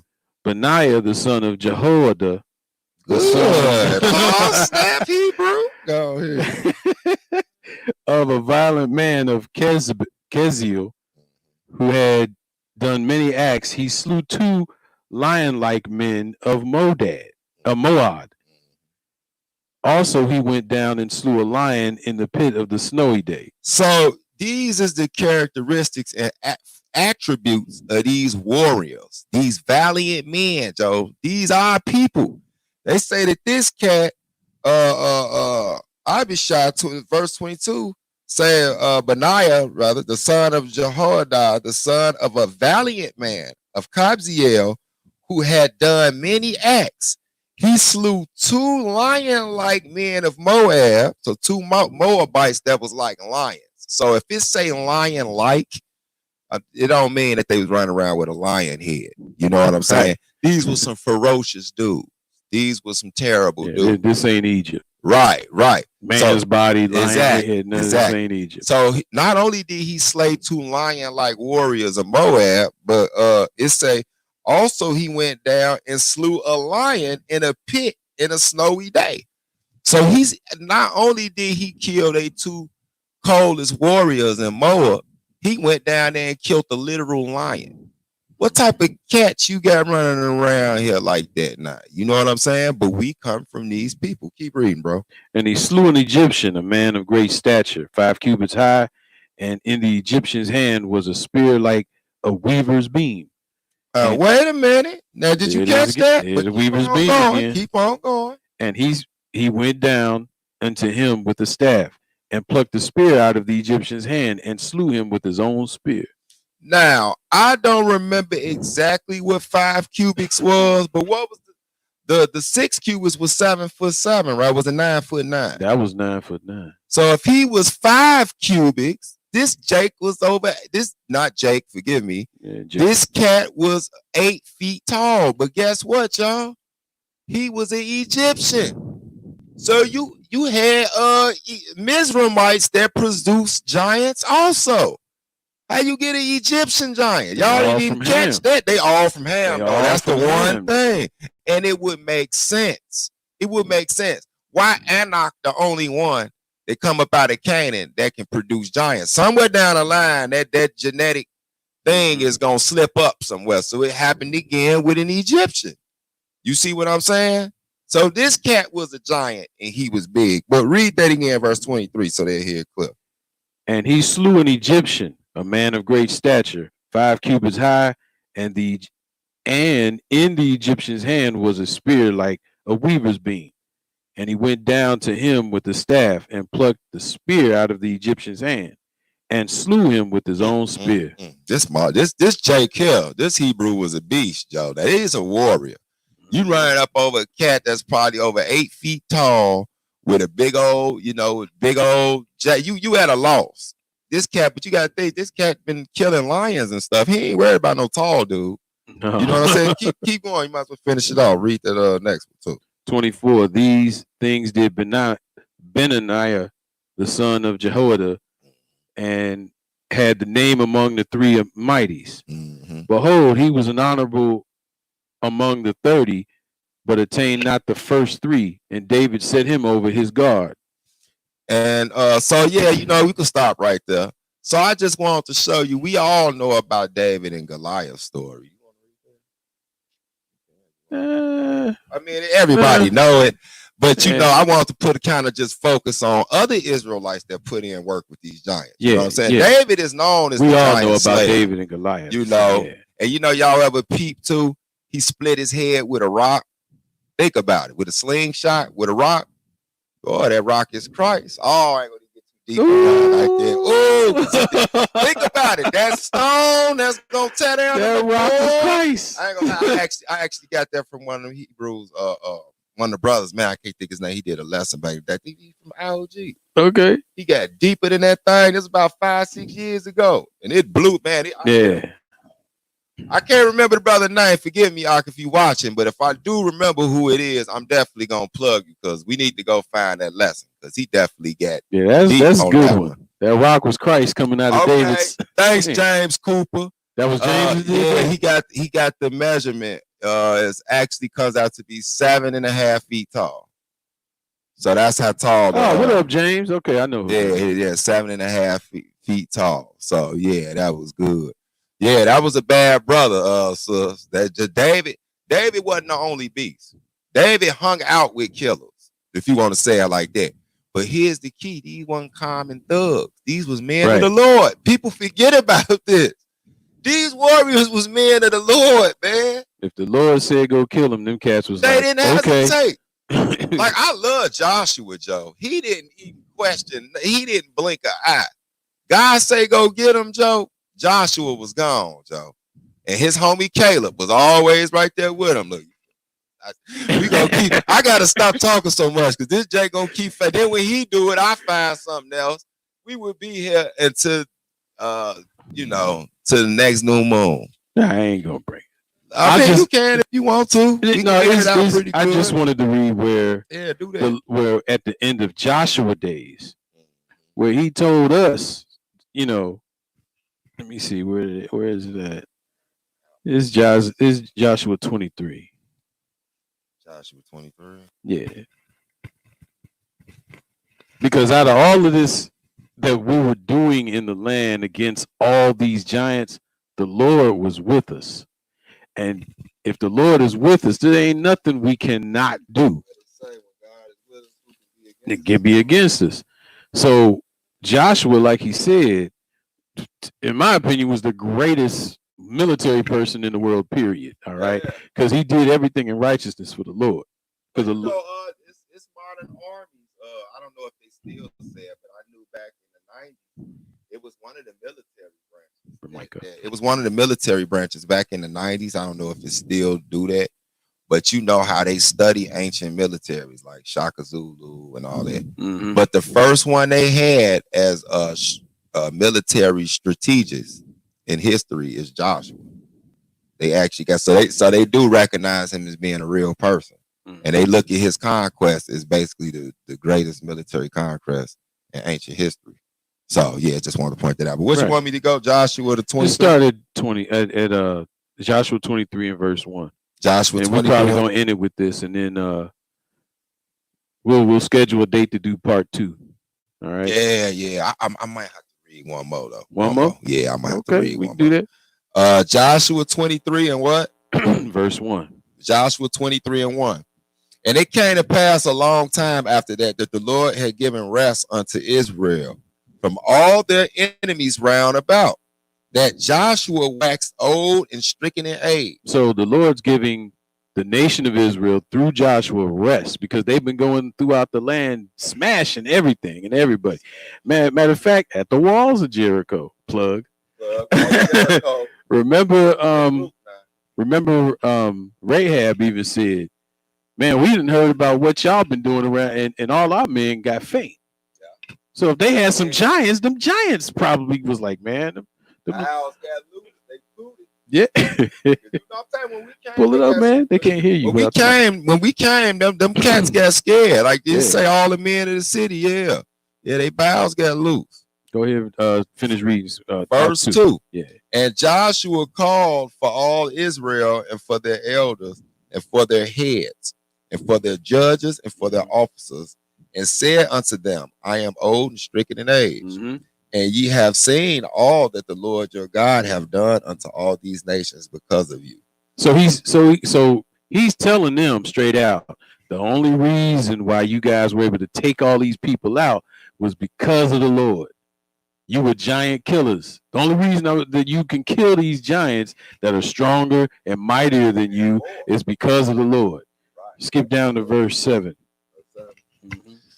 That ye come not among these nations, these that remain among you, neither make mention of the name of their gods, nor cause to swear by them, neither serve them, nor buy yourselves unto them. Keep reading.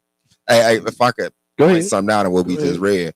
I had to read this a couple of times to some people too, because you got some, I know we've been called fanatics, but you got some real fanatic brews that walk around today and say that you can't even mention another God out your mouth. Now, you know how impossible that would be, because you can't even say Nike. Half the shoes, half the stuff you know around you, a good percentage of stuff is named after pagan deities. I don't know if y'all know that. So when you put this in context, he told us we better not do it when we was going through them lands. So when we was going through them lands and conquering, they all had their false gods. We was coming in the name of our God, the name of Israel, Yahweh or Yahweh, however you want to say it, how we said it back then. Right. We was coming only in his name. So why would you give power to their deity? No, this was war. See, when we fought, we didn't fight alone. As Ozzy stated, we fought and God fought with us. Right. So as it was a physical war, it was a spiritual war going on. God killed them fake gods that really wasn't gods. But you know what I'm saying? He would try to stump the memory of them out as we was going through doing the physical side. But go ahead. Because he a jealous God. Right, very jealous. Go ahead, read verse 9. What was that, verse 9? Read 8 one more time. 8. But cleave unto the Lord your God as ye have done unto this day. For the Lord have driven out from you before the great nation strong. But as for you, no man have been able to stand before you unto this day. Because we had God on our side. And he already said they were strong. Keep reading. That was perfect. One man of you shall chase 1,000. Hey, that's funny because we just kind of named some of them cats that was doing that kind of stuff. Exactly. For the Lord your God, he it is that fighteth for you, as he have promised you. Keep reading. Take good heed, therefore, unto yourselves that ye love the Lord your God. Else, if you do in any wise go back and cleave unto the remnant of these nations, even these that remain among you. He's talking about the nations round about. Yeah. All right, because I've seen Hebrewz try to say, oh, that's the mixed multitude that was with him. No, that would be the nations within you. He's talking about the nations that remain among you. He's talking, and the whole text of this thing is talking about everyone that he's been out there killing them. All right, keep reading. Yep, in context. Cleave the remnant of the nations, even these that remain among you, meaning the ones you didn't wipe out, they remain among you. That's the key. It said, and shall make marriages with them and go in unto them, and they to you. Now he's talking about those nations. If we go back to Deuteronomy 7, he talked about those nations you shouldn't marry, but we messed up and did it anyway. Keep read 13 and that. Yeah, you see the problems it did at the time, because I'm glad you pointed that out, because the key is you're gonna take their gods eventually. You're gonna do something like that, because it ain't no middle with this. Either the stranger amongst you convert to your God, or Yes, you sir. convert to theirs. That's It's just how gonna it happen. goes. It ain't no in between. Yeah. You know, every now and then you got a dummy that say he an atheist. You know what I'm saying? That them, I don't know where they fit in at. Well, I do what the book say, but hey, you never know. They might come on over to the light too. But so what you want me to keep reading? 13, the last one. Okay. Know for certainly that the Lord your God will no more drive out any of these nations from before you. So if you do the opposite of what God's He saying, gonna let them be a you ain't thorn. gonna be a giant killer no more. Yep. Keep reading. Finish it out. Good point. But they shall be snares. I just said that thorn, and traps unto you, and scourges in your sides, and thorns in your eyes. And to this very day, we still have these snares, traps, and thorns. We got holidays, we got false doctrine. All of this stuff is what those nations were doing, and because we didn't wipe them out, the world's doing it now. And that's why when holidays come up, what Israel be doing? Oh, I can't stand. It's a snare, it's a trap, and it's a thorn in our side. Yeah, you ain't lying, because boy, I think out of all of them, Easter drives me crazy. It's Easter Christmas for me. Crazy. You know what? You got about 2 months. I think Christmas is, you know, it's more so evil because it's pretty. Yeah. You know, it's that, as they call it, the Christmas spirit. And that's funny when you look at all them lights, it's kind of describe Lucifer. I ain't gonna even get into all that though, but you know, it's that time of the year where it can just, you can get caught up in the imagery, and it's a spirit behind it. Yeah. And it ain't no coincidence that all them holidays is back to back like that too. Like you say, you get ready for Halloween, you start seeing the pumpkins come around and all that type of stuff. And then that just follows on over and turns into pumpkin pie on Thanksgiving. Right. And then you got Thanksgiving, and then Thanksgiving got the cornucopia on there, which is ain't nothing but a Thanksgiving version of a Christmas tree and a what's the thing they tell you to kiss under? A mistletoe. And then you go straight up off into that, into Christmas. I remember, man, I seen the crib. Because you know Israel can be super with the folly. I seen a crib, man, that still had their Halloween decorations up during Christmas. So they just mixed the Halloween pumpkin up with the Frosty the Snowman. All of them was just chilling outside together, lit up. I'm like, this is just some folly, but it's a snare though. Now we over here under them being ruled over bound because we ain't want to stay with our God. Right. You can't blame nobody but our forefathers. And it's such a snare. If you look at us here in America, there's only 1 month in the whole year that don't have a holiday, and that's August. Every month has some type of holiday except August. So we get bombarded with something every other month. Every month we getting bombarded with something that has nothing to do with Christ. And it's what again? A snare, trap, and scourges in your sides and thorns in your eyes. You hate to look at it. Yeah. Until you perish from off this good land. We just realized how good it was, because these giants was living, man, they was living the life which Lord your God had given you. You got the other part you wanted to read? No, I think that's pretty sufficient for now. And like I say, Azza gonna basically talk me into doing a part 2. If y'all liked it, you know, I thank y'all for being with us. You know, Shabbat Shalom. I love y'all, Israel. I hope we was able to edify in some type of way. I hope y'all learned something on this Sabbath. You know, I like to also say whenever we get chance, I ask that, you know, we start continue to pray for our elders in Israel, for the men and women that's putting in work in Israel, for our teachers and all of them, man. You know, shout out to Brother Bowie. I heard he's doing tremendously better. Hallelujah. I know he's doing tremendously better, and I know he will be doing a lesson. Yeah, he's doing it today. So you know he good. Israel need that. You know what I'm saying? And you know, just like to pray for all our elders and teachers all across Israel. Yeah. You know what I'm saying? That's out here putting in his work, especially during this pandemic, man. You know what I mean? Yeah.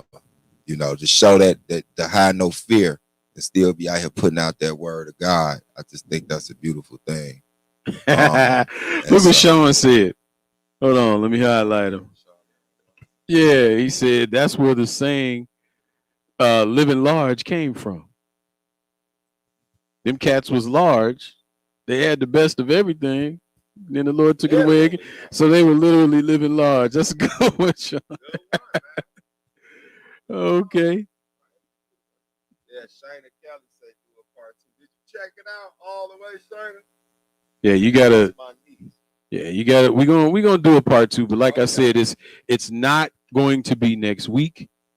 I have. Oh, let me unhighlight that. And Sister Deanna. That you gotta use a mic. Sister Deanna, I know you came in kind of late. I saw you talking about the Nephilim. You might want to go back to the beginning of the lesson and check it out, because we covered that. That's how we kicked it off with the Nephilim, with that whole freaky angels and all that type of stuff. Right.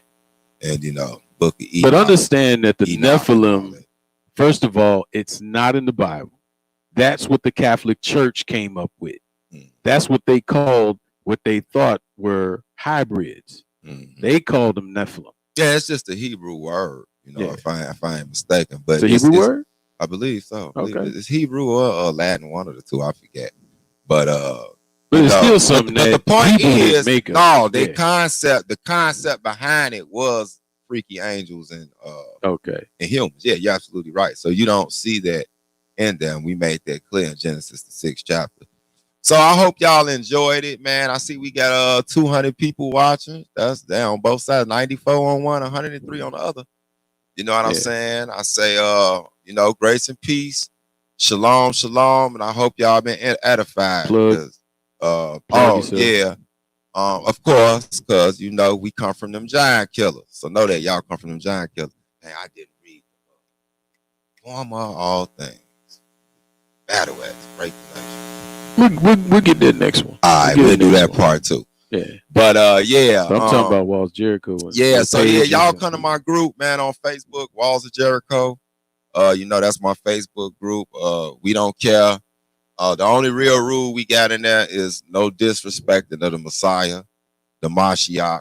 We don't care what name you call him, whether it's Jesus Christ, Yahshua, Yahushua, or Yeshaya, or Isa, whichever one you call him, that don't bother us whatsoever. Right. So just no spitting on the New Testament and the Messiah. And other than that, you cool enough. Right. You know what I mean? You bring your information. It's more of an information group because it's based off our ministry. The Walls of Jericho, Biblical and Historical Study. Shout out to my mans. I see him, Kazak, in the chat. Cassius. Yeah. My mans, Ade. My mans, Ellie Azar. My mans, Mikey. I see y'all in the building, Joe. Y'all know how we do it. My brother, Sean Stokes. And so, man, Hebrewz In Da Hood is my YouTube channel. That's Hebrewz with a Z. Hebrewz with a Z at the end, not an S. Hebrewz In Da Hood. It should pop straight up. In the hood. Yeah, it's very ebonical. Very ghetto. Very ebonical. Ghetto. Very ebonical. So, right. So with that, I say peace. All right. So I thank y'all. Yeah, let me cut it down. So I thank y'all for tuning in. Again, please like, share, and subscribe to the video. Come back next week. I got a special treat. I'm not going to say who it is or what the subject is about. You'll find out on Friday, Lord willing. But again, like, share the video, and I want to give all praises to the Most High, all glory to the Father, in the mighty name of Jesus. So I thank y'all for watching. Have a happy Sabbath. Peace.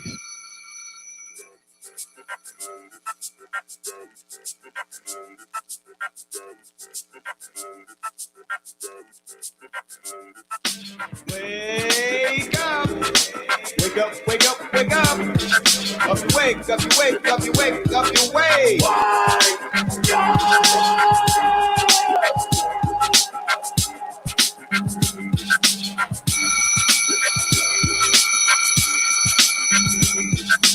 Wake up! Wake up, wake up, wake up! Up you wake, up you wake, up you wake, up you wake!